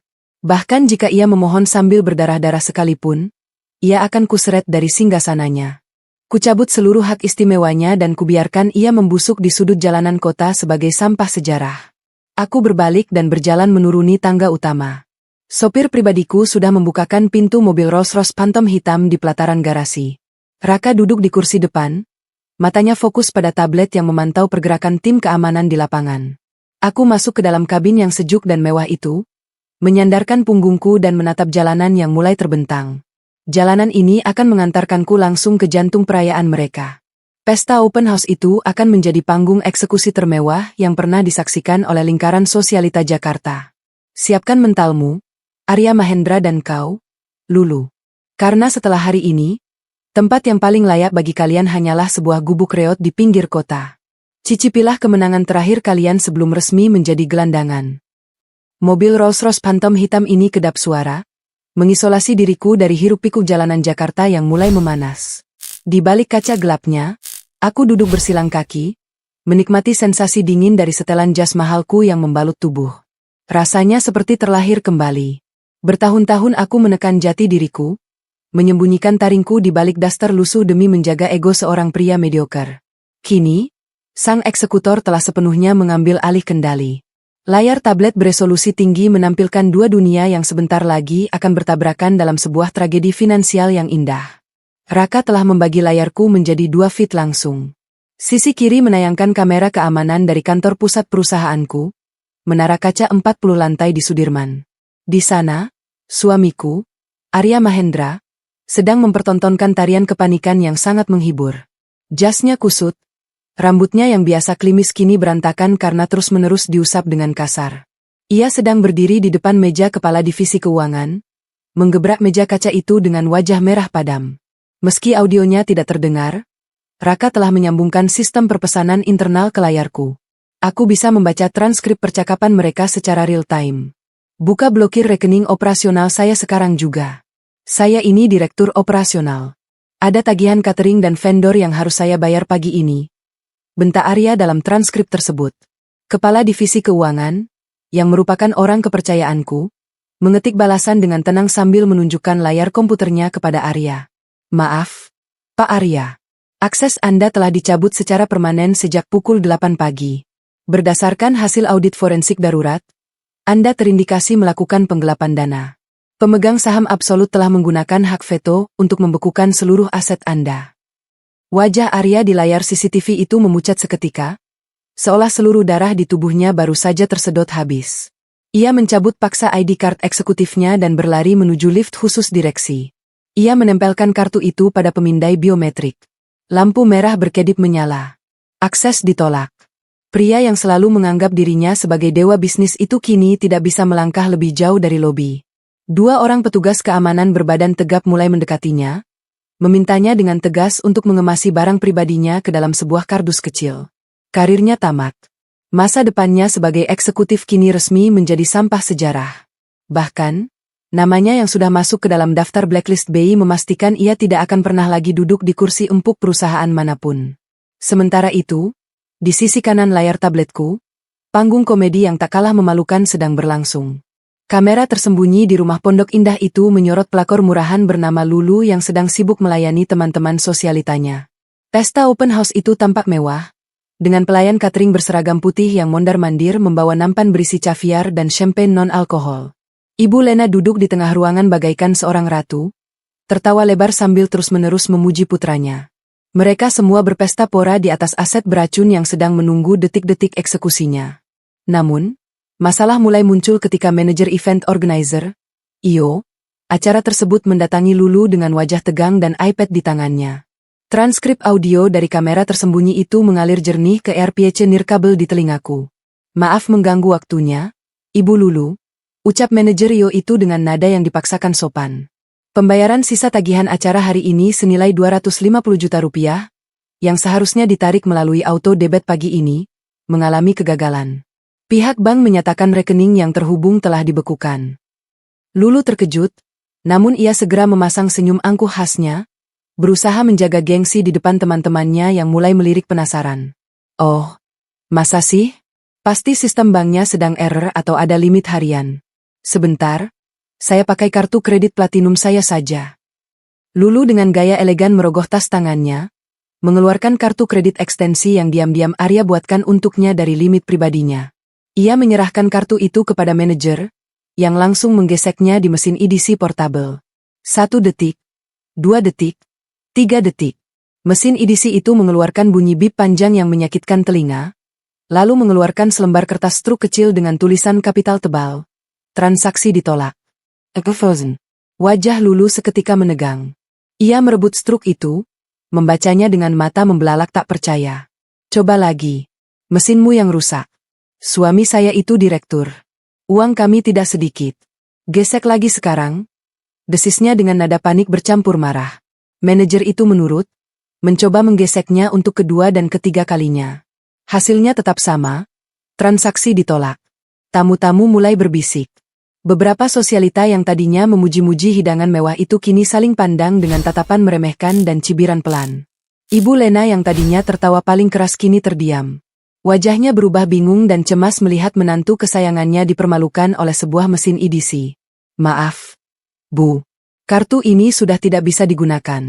Jika ibu tidak bisa melulusi sisa pembayaran ini sekarang juga, sesuai kontrak, kami terpaksa harus menghentikan layanan catering dan menarik semua properti acara kami. Ancam manajer Rio itu dengan suara yang cukup keras hingga terdengar oleh seluruh ruangan. Lulu gemetar. Ia mengambil ponselnya dan menelepon Arya dengan tergesa-gesa. Aku melirik layar kiriku. Di sana, Arya sedang diseret keluar oleh petugas keamanan dengan kardus di tangannya. Ponselnya berdering di dalam saku tanpa bisa ia angkat. Sempurna. Jaring yang kutebar telah menjerat mereka dari kedua sisi. Pria benalu itu hancur di kantornya, sementara sang parasit dipermalukan di depan umum. Rolls-Royce yang kutumpangi memelangkan lajunya, berbelok mulus memasuki kawasan elit Pondok Indah. Raka menoleh ke belakang. Kita sudah sampai di lokasi, Nyonya Jihan. Tim legal dan kepolisian sudah berjaga di depan gerbang properti. Lapornya bagus, jawabku pelan. Aku mematikan layar tabletku dan menyerahkannya kepada Raka. Aku mengambil map berisi gugatan perdata dan surat perintah likuidasi aset dari dalam tas kerjaku. Dokumen ini terasa sangat ringan di tanganku, namun efeknya akan lebih menghancurkan daripada gempa bumi berskala besar. Mobil berhenti tepat di depan gerbang besi tempa yang menjulang tinggi. Gerbang itu terbuka lebar karena Lulu sedang menyambut tamu-tamunya. Dari dalam mobil, aku bisa melihat kekacauan kecil yang mulai terjadi di ruang tamu. Manajer Rio tampak memerintahkan stafnya untuk mulai membereskan piring-piring makanan, sementara Lulu berteriak-teriak histeris, melarang mereka membawa pergi makanan tersebut. Ibu Lena memegangi dadanya, wajahnya memerah menahan malu di hadapan teman-teman arisannya yang kini mulai beranjak pulang satu persatu. Sopirku keluar dan membukakan pintu untukku. Aku melangkahkan kakiku yang dibalut sepatu hak tinggi Christian Louboutin ke atas aspal. Udara panas Jakarta menyambutku, namun hatiku terasa sedingin es. Aku mengisyaratkan Raka dan dua bodyguard berbadan tegap untuk mengikutiku di belakang. Kami berjalan melewati gerbang, menyusuri jalan setapak berbatu alam menuju pintu utama yang terbuka lebar. Kehadiranku yang tiba-tiba, dikelilingi oleh pria-pria bersetelan gelap, langsung menyita perhatian semua orang di ruangan itu. Lulu menoleh, matanya yang dilapisi maskara tebal membulat sempurna saat melihatku. Ia mengenali wajahku dari foto-foto pernikahan Arya. Wajahnya yang sudah pucat karena insiden penolakan kartu tadi kini berubah menjadi seputih kertas. Ibu Lena yang sedang duduk lemas di sofa ikut menoleh. Matanya membelalak lebar, mulutnya terbuka sedikit. Apa yang kamu lakukan di sini? Serunya dengan nada yang merupakan campuran antara keterkejutan dan kemarahan. Aku melangkah masuk dengan tenang, berdiri tepat di tengah-tengah ruang tamu yang penuh dengan dekorasi murahan itu. Aku mengedarkan pandanganku ke sekeliling, menatap setiap inci dari portofolio properti yang diam-diam dicuri dariku, sebelum akhirnya mengunci tatapanku pada mata wanita tua yang sombong itu. Selamat pagi, Ibu Mertua. Selamat pagi, Lulu. Sapaku dengan suara yang sangat elegan, dingin, dan menggema di seluruh ruangan. Aku mengangkat map merah di tanganku tinggi-tinggi. Saya hanya datang untuk mengusir orang-orang yang numpang hidup di properti perusahaan saya. Pesta perayaan pencurian kalian sudah selesai. Sekarang, kemasi barang kalian dan keluar dari rumah saya sebelum saya menyeret kalian layaknya gelandangan. Eksekusi baru saja dimulai, dan wajah-wajah ketakutan mereka adalah mahakarya terindah yang pernah kusaksikan. Hening. Ruang tamu megah itu mendadak kehilangan nyawanya. Pernyataanku barusan bagaikan mantra pembeku yang menyapu seluruh sisa keangkuhan di ruangan ini. Beberapa sosialita, teman Lulu yang masih tersisa, segera mempercepat langkah, berhamburan keluar melalui pintu samping layaknya tikus yang mencium bau asap kebakaran. Mereka tahu berada di tengah skandal adalah mimpi buruk bagi reputasi. Ibu Lena masih mematung. Mulutnya kembang kempis mencoba memproses kata-kataku. Jihan, mengusir kami? Kamu ini bicara apa? Dasar perempuan gila. Ini rumah anakku. Arya yang membelinya dengan keringatnya sendiri. Bentaknya dengan suara bergetar, mencoba mempertahankan sisa wibawanya yang mulai keropos. Lulu, sang pelakor murahan, melangkah maju dengan wajah memerah. Ia berkacak pinggang, menatapku dari atas ke bawah. Oh, jadi ini istri sah yang sering diceritakan Mas Arya. Penampilanmu boleh juga hari ini. Biasanya, kan? Mas Arya bilang kamu cuma perempuan membosankan yang bau dapur dan selalu pakai daster lusuh. Kamu pikir dengan bawa bodyguard sewaan, kamu bisa mengklaim rumah ini? Satpam, tolong usir perempuan halu ini. Tidak ada satpam yang datang. Seluruh petugas keamanan kompleks telah dikoordinasikan oleh timku. Aku tersenyum sinis, melangkah dengan gemulai menuju sofa tunggal berbahan kulit asli di tengah ruangan, satu-satunya kursi yang memancarkan aura kekuasaan. Aku duduk menyilangkan kaki, menata jas navy blue rancangan desainerku, dan menatap mereka layaknya seorang ratu yang sedang memandangi sampah sejarah. Duduklah, Lulu. Nikmati sofa itu untuk terakhir kalinya sebelum statusmu resmi berubah menjadi gelandangan. Ucapku tenang. Rumah ini, beserta seluruh isinya, terdaftar atas nama PT Cipta Gemilang. Dan PT Cipta Gemilang adalah anak perusahaan firma investasiku. Kalian tidak sedang berada di rumah Arya. Kalian sedang numpang hidup di atas portofolio propertiku. Bohong. Pekik Ibu Lena, menunjuk wajahku dengan jari telunjuknya yang dipenuhi cincin emas. Anakku itu direktur. Dia kaya raya. Kamu cuma benalu yang beruntung dinikahinya. Belum sempat aku membalas hinaan wanita tua yang buta realitas itu, terdengar suara decit rem mobil yang berhenti mendadak di pekarangan depan. Pintu utama yang setengah terbuka didorong dengan kasar. Sosok Arya Mahendra terhuyung masuk. Wajahnya sekusam aspal jalanan. Keringat bercucuran membasahi kemejanya yang berantakan. Ia tidak lagi mengenakan jas direkturnya. Di kedua tangannya, ia memeluk sebuah kardus kecil berisi barang-barang pribadi dari meja kerjanya. Napasnya terengah-engah. Matanya memancarkan kepanikan absolut. Ibu. Lulu. Suara Arya parau dan pecah, seolah baru saja menelan pecahan kaca. Ia belum menyadari kehadiranku yang duduk membelakangi pintu masuk. Aku hancur, Bu. Aku dipecat dengan tidak hormat. Semua kartuku diblokir. Perusahaan tiba-tiba melakukan audit forensik. Dan komisaris utama menggunakan hak veto untuk membekukan seluruh asetku. Mereka menuduhku menggelapkan dana. Aku tidak punya apa-apa lagi. Ibu Lena memekik histeris, nyaris jatuh pingsan jika Lulu tidak segera menahan lengannya. Apa maksudmu, Arya? Lalu bagaimana dengan rumah ini? Bagaimana dengan masa depan kita? Jerit Lulu, wajahnya kini sepucat mayat. Arya menjatuhkan kardusnya ke lantai. Bunyi barang-barang plastik yang berserakan memecah kesunyian.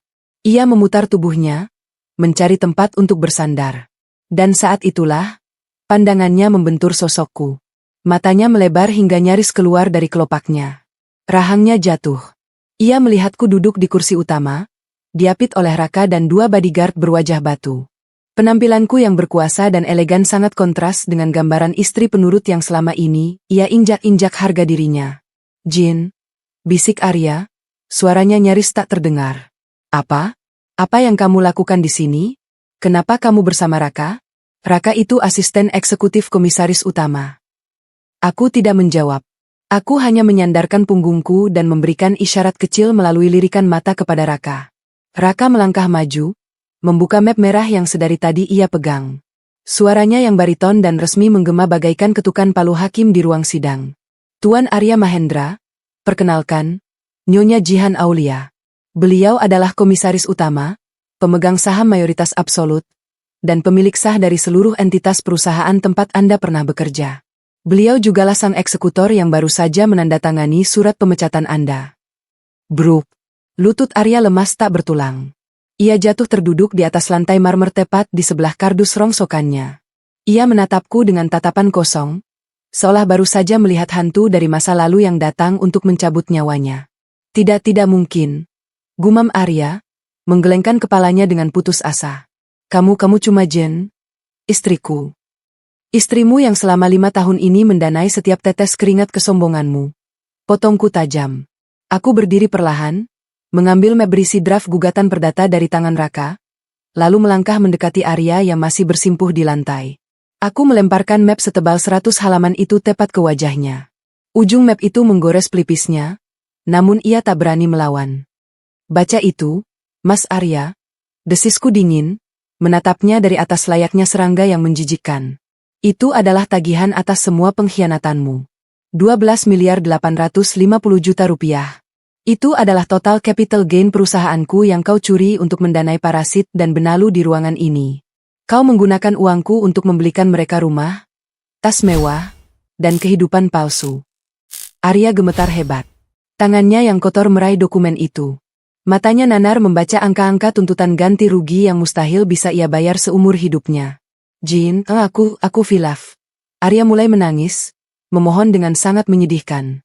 Air matanya jatuh menetes ke atas kertas gugatan. Pahlawan palsu itu kini benar-benar telah mati. Maafkan aku, demi Alesa. Jangan hancurkan aku seperti ini. Jangan berani-berani menyebut nama putriku dengan mulut kotormu. Potongku dengan nada mematikan yang membuat nyalinya menciut hingga titik nol. Kau meninggalkan darah dagingmu sendiri menangis di meja restoran demi anak haram dari pelacur ini. Momen itu adalah detik di mana kau kehilangan hakmu sebagai seorang ayah dan hakmu sebagai manusia di mataku. Aku menoleh, menatap Lulu dan Ibu Lena yang kini berdiri gemetar, saling berpelukan di sudut ruangan. Kesombongan mereka telah menguap tanpa sisa. Ibu mertua yang terhormat, sapaku dengan senyum sinis. Ibu bilang anak ibu kaya raya? Sayang sekali, mulai pagi ini, nama anak kebanggaan ibu sudah terukir permanen di blacklist BI. Dia tidak punya jabatan, tidak punya uang, dan terjerat utang miliaran rupiah. Aku mengalihkan pandanganku pada Lulu. Dan kau. Proses likuidasi aset untuk rumah yang kau pijak ini, beserta mobil sport di garasi itu, sudah dimulai. Kau pikir kau merebut seorang sultan? Kau baru saja memenangkan seorang pengangguran yang akan membawamu hidup di gubuk reot dengan aroma bau selokan. Aku berbalik, merapikan jas mahalku, dan berjalan menuju pintu keluar. Raka, beri mereka waktu 15 menit untuk mengemasi pakaian yang menempel di badan mereka. Lempar mereka keluar dari propertiku. Jika mereka melawan, biarkan polisi yang mengurusnya atas tuduhan masuk tanpa izin. Siap, Nyonya, jawab Raka tegas. Aku melangkah keluar dari rumah itu tanpa menoleh ke belakang lagi. Di belakangku, terdengar jeritan histeris Ibu Lena yang menyalahkan Lulu, tangisan penyesalan Arya yang mengiba memanggil namaku, dan ratapan keputusasaan sang pelakor yang menyadari bahwa mimpinya baru saja hancur lebur. Mereka semua tengah saling menerkam satu sama lain, persis seperti sekumpulan tikus kelaparan di dalam perangkap yang terkunci. Pemilik takhta yang sesungguhnya telah mengambil kembali mahkotanya. Dan panggung kehancuran ini tak pernah terasa sebegitu indahnya. Langahku terhenti tepat di teras marmer pintu utama. Udara panas Jakarta menyapaku. Namun, aku enggan pergi terlalu cepat. Aku berbalik perlahan, bersandar pada pilar bergaya Romawi, dan melipat kedua tanganku di depan dada. Pertunjukan utama baru saja dimulai, dan sebagai sang sutradara sekaligus eksekutor utama, aku berhak menikmati setiap detik kehancuran mahakarya ini dari kursi baris terdepan. Di dalam ruang tamu yang megah itu, kekacauan telah mengambil alih sepenuhnya. Lulu, sang pelakor murahan yang beberapa menit lalu masih berlagak layaknya nyonya besar, kini berlari panik menuju kamar tidur utama. Ia membawa sebuah koper kosong, berniat menyelamatkan barang-barang branded yang selama ini menjadi sumber kebanggaan palsunya. Namun, sebelum tangannya sempat menyentuh gagang pintu kamar, salah satu bodyguard berbadan tegap yang dibawa Raka telah menghadangnya. Lengannya yang kekar menjadi palang pintu yang tak bisa ditembus. Minggir. Aku harus mengambil tas Hermes dan perhiasanku. Itu milikku. Jerit Lulu histeris, mencoba mendorong dada bodyguard itu dengan tenaga sia-sia. Raka melangkah maju dengan tenang, mengeluarkan sebuah tablet dan menunjukkan dokumen legal berlambang firma hukumku. Suaranya datar tanpa setitik pun empati. Maaf, Saudari Lulu. Semua barang mewah di dalam rumah ini, termasuk tas, perhiasan, dan pakaian desainer Anda, dibeli menggunakan dana penggelapan perusahaan. Barang-barang tersebut kini berstatus sebagai aset beracun dan telah masuk ke dalam daftar inventaris penyitaan. Kalian tidak berhak. Itu hadiah dari Mas Arya. Lulu menangis, meronta seperti anak kecil yang mainannya dirampas. Tuan Arya Mahendra membelinya menggunakan uang hasil manipulasi pajak dan pemalsuan info C. Potong Raka dingin. Kami sedang melakukan likuidasi aset secara menyeluruh, untuk mengembalikan kerugian perusahaan. Anda hanya diizinkan membawa pakaian yang menempel di badan Anda saat ini. Oh, Dan tolong serahkan kunci mobil sport Pori di garasi. Mobil itu terdaftar atas nama perusahaan cangkang kami. Jika Anda menolak, kami akan menambahkan pasal pencurian dan penadahan barang curian. Lulu jatuh berlutut di atas karpet Persia. Wajahnya tertunduk menatap lantai. Tangisannya pecah, menyadari bahwa ia tidak hanya kehilangan pria kayanya, tetapi juga dipaksa mengembalikan setiap sen kemewahan yang ia kira telah menjadi miliknya. Ia kini benar-benar kembali menjadi tidak ada apa-apanya. Di sudut lain, Ibu Lena meratap sambil memegangi pergelangan tangannya. Salah satu staf legal wanita dari tim Raka sedang melepaskan gelang emas berlian yang melingkar di tangannya dengan sangat hati-hati, namun tegas. Tolong, ini perhiasan saya. Ini pemberian anak saya, isak Ibu Lena. Wajah keriputnya basah oleh air mata dan riasan yang luntur. Jin, tolong Ibu. Nak. Ibu ini mertuamu. Aku menatap wanita tua itu dengan tatapan kosong. Mertuaku? Wanita yang selama bertahun-tahun merendahkanku, menghinaku karena aku sering memakai daster di rumahku sendiri, dan menyebutku perempuan kaku yang hanya numpang hidup? Ibu bukan mertuaku. Suaraku membelah ruangan, menghentikan isak tangisnya sejenak. Ibu hanyalah seorang benalu senior yang membesarkan parasit tak berguna. Ibu menikmati setiap suap makanan dari hasil keringatku sambil mengutukku di belakang. Nikmatilah buah dari keserakahan ibu. Perhiasan itu dibeli dengan capital gain dari investasiku. Ibu tidak berhak membawa 1 gram pun dari emas itu keluar dari propertiku. Mendengar suaraku, Arya yang sedari tadi meringkuk di lantai tiba-tiba merangkak dengan kedua lututnya. Pria yang merasa dirinya adalah direktur tak terkalahkan itu mengesot mendekatiku. Jasnya sudah entah kemana, kemejanya basah oleh keringat dingin, dan wajahnya memancarkan keputusasaan yang absolut. Jen. Suaranya bergetar hebat. Ia mencoba menyentuh ujung sepatu hak tinggiku, namun bodyguard di sampingku langsung menepis tangannya dengan kasar. Aku mohon, Jian, hukum aku. Penjarakan aku kalau kamu mau. Tapi ku mohon, jangan buat aku kelaparan di jalanan. Tarik kembali gugatan perdata itu. Aku tidak akan bisa membayar 12 miliar. Aku sudah masuk blacklist BI. Aku hancur, Jian. Aku menunduk menatapnya. Inilah pria yang menelantarkan putriku, Alessa, di meja makan restoran demi wanita lain. Inilah pria yang menyuruhku berhemat sementara ia memberikan auto debit tak terbatas untuk selingkuhannya. Rasa muak yang kurasakan kini bercampur dengan kepuasan yang mendalam. Kau memang sudah hancur, Arya. Desisku pelan, namun cukup tajam untuk mengiris sisa-sisa harga dirinya. Kau pikir aku menyembunyikan identitasku sebagai pemilik takhta selama ini untuk menjebakmu? Tidak. Aku menyembunyikannya untuk melihat apakah kau pantas menjadi pendampingku. Ternyata, kau bahkan tidak pantas menjadi keset di depan pintuku. Aku membuka tas tanganku, mengeluarkan sebuah amplop coklat berstempel resmi pengadilan agama. Aku menarik napas panjang, menikmati aroma kemenangan yang menguar di udara, lalu melemparkan amplop itu tepat ke dadanya. Amplop itu jatuh ke pangkuannya dengan bunyi yang nyaring. Selain surat pemecatan dan tuntutan ganti rugi miliaran rupiah yang sudah kau terima, itu adalah hidangan penutup untukmu. Surat gugatan cerai. Hak asuh Alessa jatuh mutlak ke tanganku, dan kau dilarang keras mendekatinya dalam radius 10 kilometer. Ucapku, memberikan skakmat terakhir menggunakan hak veto dalam rumah tangga yang selama ini ku pegang erat-erat. Arya memandangi amplop itu dengan tatapan nanar. Ia memeluk lututnya, menangis terseduh-seduh seperti anak kecil yang kehilangan arah. Keluarkan mereka sekarang. Perintahku mutlak kepada Raka. 2 bodyguard segera menarik lengan Arya secara paksa, menyeretnya berdiri. Staf legal lainnya menggiring Ibu Lena dan Lulu yang masih menangis histeris. Anak haram yang sedari tadi disembunyikan oleh pembantu di ruang belakang kini ikut digendong keluar oleh Lulu. Mereka didorong tanpa ampun melewati pintu utama, menuruni anak tangga teras, dan digiring menuju gerbang besi properti. Tidak ada mobil mewah yang menunggu mereka. Tidak ada tas branded yang bisa digadaikan. Mereka melangkah ke atas aspal jalanan yang panas dengan pakaian yang menempel di badan. Persis seperti sekumpulan gelandangan yang baru saja digusur dari tempat pembuangan sampah. Mulai hari ini, jalanan adalah rumah kalian. Seruku dari ambang pintu. Suaraku menggema di halaman depan.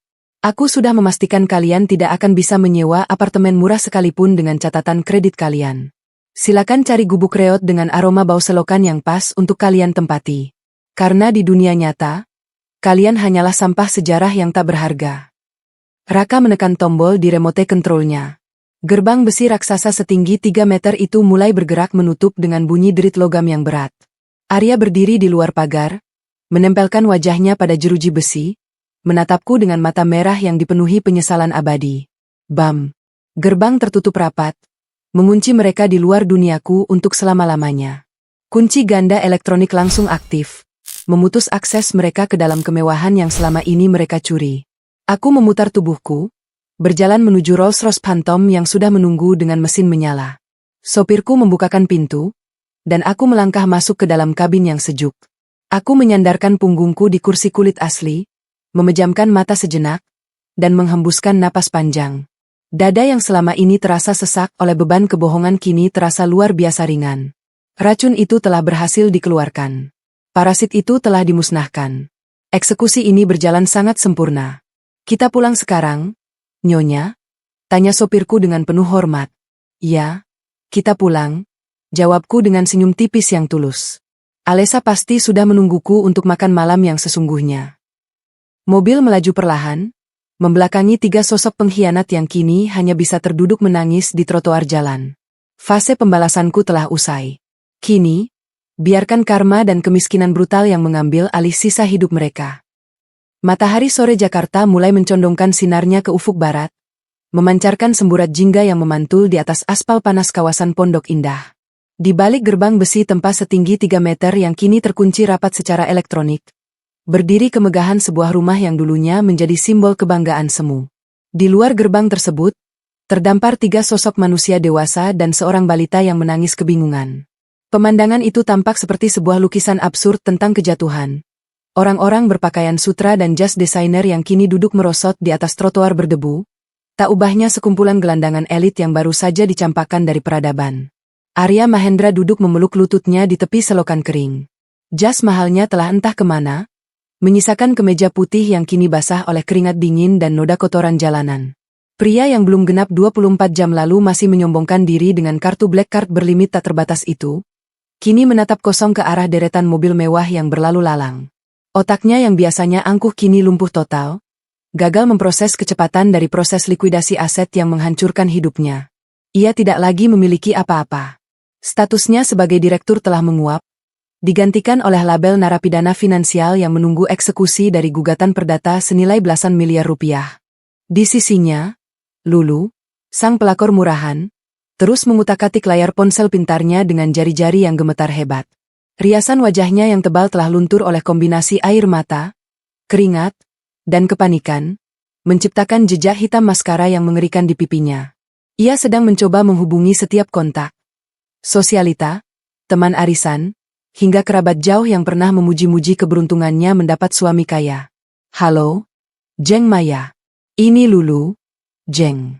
Aku dan Mas Arya sedang ada sedikit masalah teknis dengan rumah. Bisa kami menumpang menginap beberapa malam di pavilionmu? Lulu berbicara dengan nada yang dipaksakan selembut mungkin, berusaha menjaga sisa-sisa gengsinya. Suara di ujung telepon terdengar dingin dan berjarak. Lulu, maaf sekali. Aku baru saja membaca pesan berantai dari grup asosiasi pengusaha. Berita tentang audit forensik di perusahaan suamimu sudah tersebar luas. Suamiku melarang keras kami berhubungan dengan orang yang masuk blacklist BI dan terjerat kasus penggelapan. Tolong, jangan hubungi aku lagi. Aku tidak mau keluargaku ikut terseret. Klik. Sambungan diputus sepihak. Lulu menjerit tertahan, membanting ponselnya ke atas tas tangannya yang kini tak lebih dari sekadar barang palsu di matanya. Ia mencoba nomor lain, penata rambut pribadinya, manajer butik langganannya, hingga teman-teman arisannya. Semuanya menolak. Berita tentang kejatuhan Arya yang diorkestrasikan oleh sang eksekutor telah menyebar dengan kecepatan cahaya. Mereka berdua kini resmi menjadi sampah sejarah di lingkaran sosial yang selama ini mereka puja. Tidak ada seorang pun yang sudi memberikan tumpangan kepada parasit yang telah kehilangan inangnya. Dari kejauhan, tatapan tak kasat mata seolah mengamati mereka dengan rasa muak yang elegan. Arya dan Lulu tidak menyadari bahwa segala ilusi kekayaan mereka selama ini hanyalah debu yang menempel pada portofolio megah milik Jihan. Begitu Jihan meniupnya, debu itu tersapu bersih tanpa sisa. Malam mulai turun, membawa serta hawa dingin dan gigitan nyamuk jalanan. Ibu Lena yang sedari tadi duduk bersandar pada pilar batu bata pagar rumah mulai merintih kesakitan. Kakinya yang biasa dilayani dengan pijatan spa mewah kini membengkak, karena terlalu lama ditekuk di atas trotoar yang keras. Rasa lapar, haus, dan syok berat membuat kewarasannya mulai terkikis. Wanita tua yang terbiasa numpang hidup dalam kemewahan itu tidak bisa menerima realitas bahwa ia kini harus bernapas menghirup debu jalanan, bukan lagi pendingin ruangan sentral. Matanya yang keriput menatap nanar ke arah Lulu. Rasa frustrasi yang memuncak membutuhkan saluran pelepasan. Dan Ibu Lena menemukan target yang paling mudah. Topeng mertua penyayang yang selama ini ia kenakan saat menerima hadiah dari Lulu pun runtuh seketika. Ini semua gara-gara kamu, perempuan sialan. Bentak Ibu Lena tiba-tiba. Suaranya parau dan melengking, menunjuk tepat ke wajah Lulu. Kalau saja kamu tidak merengek minta dibelikan rumah mewah ini, kalau saja kamu tidak gila harta dan pamer di mana-mana, Arya tidak akan mencuri uang perusahaan. Jihan tidak akan murka. Kamu yang menghancurkan masa depan anakku. Lulu, yang mentalnya sudah berada di ujung tanduk, seketika menoleh. Matanya menyala penuh amarah. Rasa hormat palsu yang selama ini ia tunjukkan pada wanita tua itu menguap tak bersisa. Ibu menyalahkan saya? Balas Lulu dengan suara tak kalah melengking. Ia bangkit berdiri dan berkacak pinggang. Ibu jangan munafik. Ibu yang dari dulu menyuruh Mas Arya menguras harta istri sahnya. Ibu yang terus-terusan minta jatah bulanan ratusan juta untuk arisan berlian ibu. Ibu pikir perhiasan yang tadi disita itu dibeli pakai daun? Ibu sama saja. Cuma benalu tua yang bisanya memeras keringat orang lain. Jaga mulutmu, pelacur. Ibu Lena berusaha berdiri, wajahnya merah pada menahan amarah dan rasa malu yang ditelanjangi di tempat terbuka. Aku ibunya. Aku berhak atas uang anakku. Sementara kamu cuma wanita simpanan yang tidak tahu diri.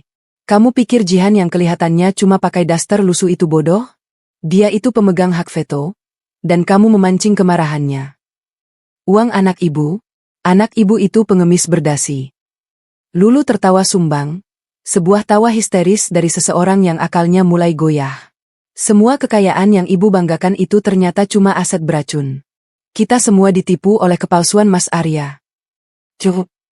Arya akhirnya bersuara. Ia bangkit dengan sisa-sisa tenaga, melerai pertengkaran menjijikan antara dua wanita yang selama ini ia pikir memujanya. Wajahnya pias, matanya cekung. Tidak ada lagi sisa wibawa seorang direktur. Ia hanyalah pria malang yang baru saja menyadari bahwa tanpa capital gain dari istrinya, ia bukanlah siapa-siapa. Pertengkaran kalian tidak akan mengembalikan 1 sen pun uang kita, ucap Arya dengan suara bergetar, merogoh saku celananya. Ia mengeluarkan sebuah dompet kulit yang kini terasa sangat tipis. Semua kartu kredit dan kartu debitnya telah ditelan oleh sistem auto debit yang gagal atau diblokir secara permanen. Yang tersisa hanyalah beberapa lembar uang Rp50.000-an yang lecek. Totalnya, tidak lebih dari Rp400.000. Arya menatap uang kertas itu dengan tatapan kosong. Uang yang biasanya ia berikan sebagai tip ringan kepada tukang parkir valet di restoran fine dining kini menjadi satu-satunya penyambung nyawa mereka. Kita harus pergi dari sini sebelum petugas keamanan kompleks mengusir kita karena dianggap mengganggu ketertiban. Gumam Arya parau. Ia menatap ke arah ujung jalan raya yang mulai gelap. Uang ini tidak akan cukup untuk menyewa hotel murah sekalipun. Kita harus berjalan, mencari tempat berteduh. Sebuah indekos harian yang sudi menerima kita tanpa jaminan. Lulu memeluk anak balitanya yang mulai rewel karena lapar, menatap Arya dengan pandangan jijik dan penuh penyesalan. Ibu Lena menangis terisak, tertatih-tatih melangkah dengan kaki telanjang karena sepatu hak tingginya sudah dibuang karena lecet. Mereka mulai berjalan beriringan menjauhi gerbang besi properti megah yang pernah menjadi kandang emas kebohongan mereka. Langkah mereka berat, menyeret sisa-sisa harga diri yang telah hancur berkeping-keping. Bayangan mereka memanjang di bawah lampu jalan, terlihat sangat menyedihkan. Pilihan yang menanti mereka di ujung malam ini hanyalah sebuah gubuk reot di pinggiran kota yang kotor, tempat di mana bau selokan akan menjadi parfum baru mereka sehari-hari. Eksekusi ini benar-benar tidak menyisakan ruang bagi mereka untuk bernapas, membuktikan bahwa pada akhirnya, keadilan dari seorang istri yang dikhianati adalah algojo yang paling mematikan. Kamar indekos harian berukuran 3x3 meter itu terasa seperti oven beton yang memanggang kewarasan. Kipas angin usang di langit-langit berputar dengan bunyi berderit yang menyayat telinga, seolah ikut mengejek nasib 3 manusia dewasa dan 1 balita yang tergeletak di atas kasur tipis berbau apak. Ini adalah tempat persembunyian terakhir yang bisa dibayar oleh Arya Mahendra, menggunakan sisa uang Rp400.000-nya.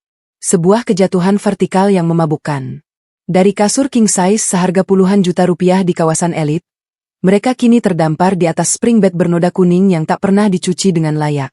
Di sudut ruangan yang pengap itu, diterangi cahaya kuning redup dari lampu jalan yang menembus jendela nako berdebu, Lulu duduk memeluk lututnya. Sang pelakor murahan itu sama sekali tidak bisa memejamkan mata. Otaknya yang licik terus berputar cepat, melakukan kalkulasi bertahan hidup yang sangat dingin dan kejam. Lulu menatap lekat wajah Arya yang sedang mendengkur pelan karena kelelahan mental yang luar biasa. Wajah pria yang dulu ia puja sebagai sultan kaya raya itu kini terlihat begitu menyedihkan, kusam, dan tak berdaya. Ilusi kesempurnaan sang direktur telah luntur sepenuhnya, menyisakan seorang pria pecundang yang hancur berkeping-keping. Lulu tahu persis apa arti dari semua rentetan kejadian brutal sore tadi. Ia mungkin tidak memiliki kejeniusan intelektual seperti Jihan, sang eksekutor tanpa ampun yang telah menumbangkan mereka. Tetapi, insting parasit Lulu sangatlah tajam. Ia mengerti bahwa Arya bukanlah lagi sebuah aset pelindung. Pria itu kini adalah aset beracun berjalan yang akan menyeret siapa saja di dekatnya ke dasar lautan. Dengan adanya beban gugatan perdata bernilai 12,85 miliar rupiah dan identitas yang sudah terpatri abadi di dalam sistem blacklist BI, Arya dipastikan tidak akan pernah bisa bangkit lagi. Tidak akan ada lagi sistem auto debit yang membiayai tas mewahnya. Tidak ada lagi pamer liburan di media sosial. Pria ini telah mati secara finansial. Dan seekor parasit tidak akan sudi menempel lama-lama pada bangkai inang yang sudah membusuk dan tak lagi menghasilkan darah. Tatapan Lulu kemudian beralih ke arah Ibu Lena yang tidur meringkuk dengan mulut setengah terbuka di lantai beralaskan tikar plastik. Wanita tua sombong yang dulu selalu mengagungkan status sosialnya itu kini mendengkur kelelahan. Tangan keriput Ibu Lena tampak menggenggam erat kerah kemejanya sendiri. Lulu tahu rahasia kecil itu. Sebelum pengusiran paksa oleh tim legal tadi sore, ia melihat Ibu Lena sempat menyembunyikan sebuah kalung emas seberat 20 gram di balik pakaian dalamnya. Emas murni yang entah bagaimana berhasil dipertahankan dari proses likuidasi aset yang mematikan tersebut. Senyum sinis, seringai seorang pengkhianat sejati yang haus akan kelangsungan hidup, perlahan mengembang di bibir Lulu. Ia sangat mengerti hukum rimba jalanan. Mereka yang kuat akan mengambil semuanya, dan mereka yang menjadi beban harus segera ditinggalkan. Mengapa ia harus ikut menanggung dosa dan kemiskinan pria bodoh ini? Mengapa ia harus ikut merawat wanita tua rewel yang tak lagi memiliki harga diri? Dengan gerakan yang sangat perlahan dan tanpa suara, Lulu merangkak mendekati ransel kecil tempat Arya menyimpan sisa barang pribadinya dari kantor. Tangan terampilnya membongkar isi ransel itu dalam diam. Ia menemukan dompet Arya. Isinya memang kosong. Namun, di kantong tersembunyi ransel itu, jari Lulu menyentuh sebuah logam dingin. Sebuah jam tangan Rolex asli, satu-satunya barang bernilai puluhan juta milik Arya yang sempat ia masukkan ke dalam tas sebelum ditarik keluar oleh petugas keamanan kantor. Tanpa setitik pun keraguan, Lulu mengantonginya. Selanjutnya, wanita itu merayap mendekati tubuh renta Ibu Lena. Berbekal sebotol minyak kayu putih murah yang ia temukan di meja kecil, Lulu melumasi leher wanita tua itu. Dengan ujung jarinya yang gesit, ia menarik kalung emas tersebut secara perlahan hingga kancing pengaitnya terlepas. Ibu Lena bergerak sedikit dalam tidurnya, bergumam tak jelas, lalu kembali terlelap. Wanita tua itu sama sekali tidak menyadari bahwa bekal terakhirnya untuk bertahan hidup baru saja dirampas oleh menantu idaman, yang selalu ia bangga-banggakan untuk menghina Jihan. Lulu berdiri tegak di tengah ruangan sempit itu. Ia membangunkan putra kecilnya dengan bisikan pelan, menggendong balita yang setengah tertidur itu, dan memanggul satu-satunya tas pakaian yang tersisa. Tanpa menoleh ke belakang, tanpa memberikan satu tatapan iba pun, wanita itu membuka pintu kamar indekos dan melangkah keluar menuju kegelapan malam. Ia meninggalkan pria yang telah mengorbankan keluarga sahnya demi sebuah kebohongan. Di dunia para pengkhianat, kesetiaan adalah omong kosong. Hanya ada siapa yang lebih dulu menusuk dari belakang untuk menyelamatkan diri. Pagi harinya, sinar matahari yang terik memanggang atap seng indekos, mengubah ruangan itu menjadi neraka kecil yang membangunkan Arya dari mimpi buruknya. Udara terasa sangat sesak. Lulu, tolong ambilkan air, gumam Arya parau. Tenggorokannya terasa seperti diisi oleh pasir. Tidak ada jawaban. Keheningan yang menakutkan menyelimuti ruangan. Arya membuka matanya dengan susah payah. Pandangannya menyapu ruangan sempit itu. Kosong. Istri sirinya dan anak mereka tidak ada dimanapun. Kepanikan absolut mulai merayap naik, mencekik lehernya. Arya segera menerkam ranselnya yang setengah terbuka. Isinya berantakan. Jari-jarinya merogoh panik, mencari jam tangan Rolex miliknya. Lenyap. Di saat yang bersamaan, Ibu Lena terbangun. Tangan rentanya secara refleks meraba lehernya yang terasa kosong. Detik berikutnya, jeritan histeris yang memekakan telinga meledak dari mulut wanita paruh baya itu. Kalungku. Kalung emasku hilang. Arya. Perempuan jalang itu mencuri kalung ibu. Jerit Ibu Lena meronta-ronta di atas lantai kotor, memukul-mukul ubin dengan keputusasaan yang menggila. Pelacur itu kabur. Membawa harta kita satu-satunya. Arya. Arya terdiam kaku, membeku. Ia menatap dinding kusam di hadapannya dengan pandangan kosong yang mengerikan. Realitas menghantamnya jutaan kali lebih keras daripada palu godam hakim. Istri sahnya yang brilian dan kaya raya telah membuangnya bagaikan sampah sejarah kejalanan. Dan kini, selingkuhan yang ia bela mati-matian baru saja merampok sisa nyawanya. Ia telah dikhianati dan dihancurkan oleh pengkhianatannya sendiri. Gedoran keras dan kasar di pintu kayu lapuk itu menyadarkan mereka dari tangisan putus asa. Pemilik indekos, seorang pria bertubuh gempal dengan wajah garang, berdiri di ambang pintu menatap mereka dengan tatapan jijik dan merendahkan. Waktu sewa harian kalian sudah habis. Keluar dari propertiku sekarang juga. Jangan berani-berani numpang hidup di sini kalau tidak punya uang untuk perpanjang. Bentak pria itu tanpa ampun. Arya, pria arogan yang dulunya bisa memecat puluhan karyawan hanya dengan satu jentikan jari, kini hanya bisa menundukkan kepalanya dalam ketakutan. Ia memapah ibunya yang terus meracau menangis meratapi emasnya. Dua manusia yang dulunya merasa memegang kendali atas dunia itu berjalan keluar dari gerbang indekos dengan langkah terseret, menjadi tontonan murahan bagi penghuni lainnya. Tidak ada lagi satupun pintu yang sudi terbuka untuk menyambut mereka. Rekening bank yang membeku permanen dan status gelandangan membuat semua kerabat memblokir nomor telepon mereka. Siang itu, di bawah terik matahari Jakarta yang memanggang ubun-ubun tanpa belas kasihan, Arya dan Ibu Lena menyusuri lorong-lorong sempit di kawasan kumuh pinggiran sungai. Setelah berjam-jam berjalan tanpa tujuan, mereka akhirnya terpaksa berhenti di depan sebuah gubuk reot berdinding tripleks lapuk berjamur dan beratap seng berkarat yang bocor. Tempat itu adalah satu-satunya ruang yang bisa disewa dengan menukarkan sisa ponsel murahan milik Ibu Lena. Sebuah tempat di mana sisa martabat manusia benar-benar dilucuti. Tepat di depan pintu gubuk yang nyaris rubuh itu, mengalir sebuah parit hitam pekat yang mampat oleh tumpukan limbah dan bangkai tikus. Aroma bau selokan yang sangat menyengat langsung menusuk hidung secara brutal, membuat Ibu Lena memuntahkan cairan kuning dari perut kosongnya di tempat. Wanita tua yang terbiasa memakai parfum jutaan rupiah dan memamerkan tas branded itu kini harus membiarkan paru-parunya diisi oleh aroma pembusukan setiap kali ia menarik napas. Arya mendudukkan ibunya yang menangis sesenggukan di atas dipan bambu reot di dalam gubuk tersebut. Ia sendiri jatuh terduduk di atas lantai tanah yang lembab, memeluk kedua lututnya dengan tubuh gemetar.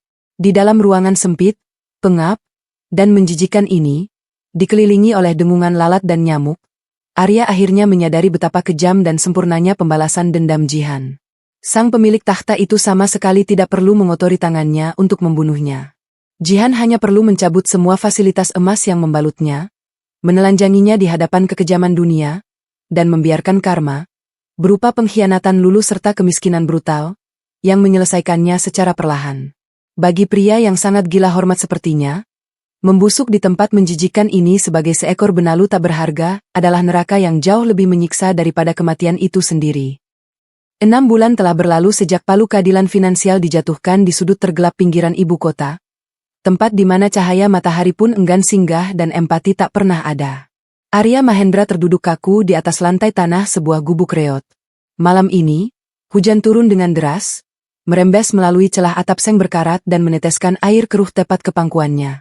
Udara dingin bercampur dengan aroma pekat bau selokan yang menggenang di depan pintu tripleksnya, menciptakan kombinasi neraka dunia yang kini menjadi habitat permanennya. Otot-otot tubuhnya merintih kelelahan, menggigil dalam balutan pakaian compang-camping yang tak mampu mengusir hawa dingin yang menusuk hingga ke sumsum tulang.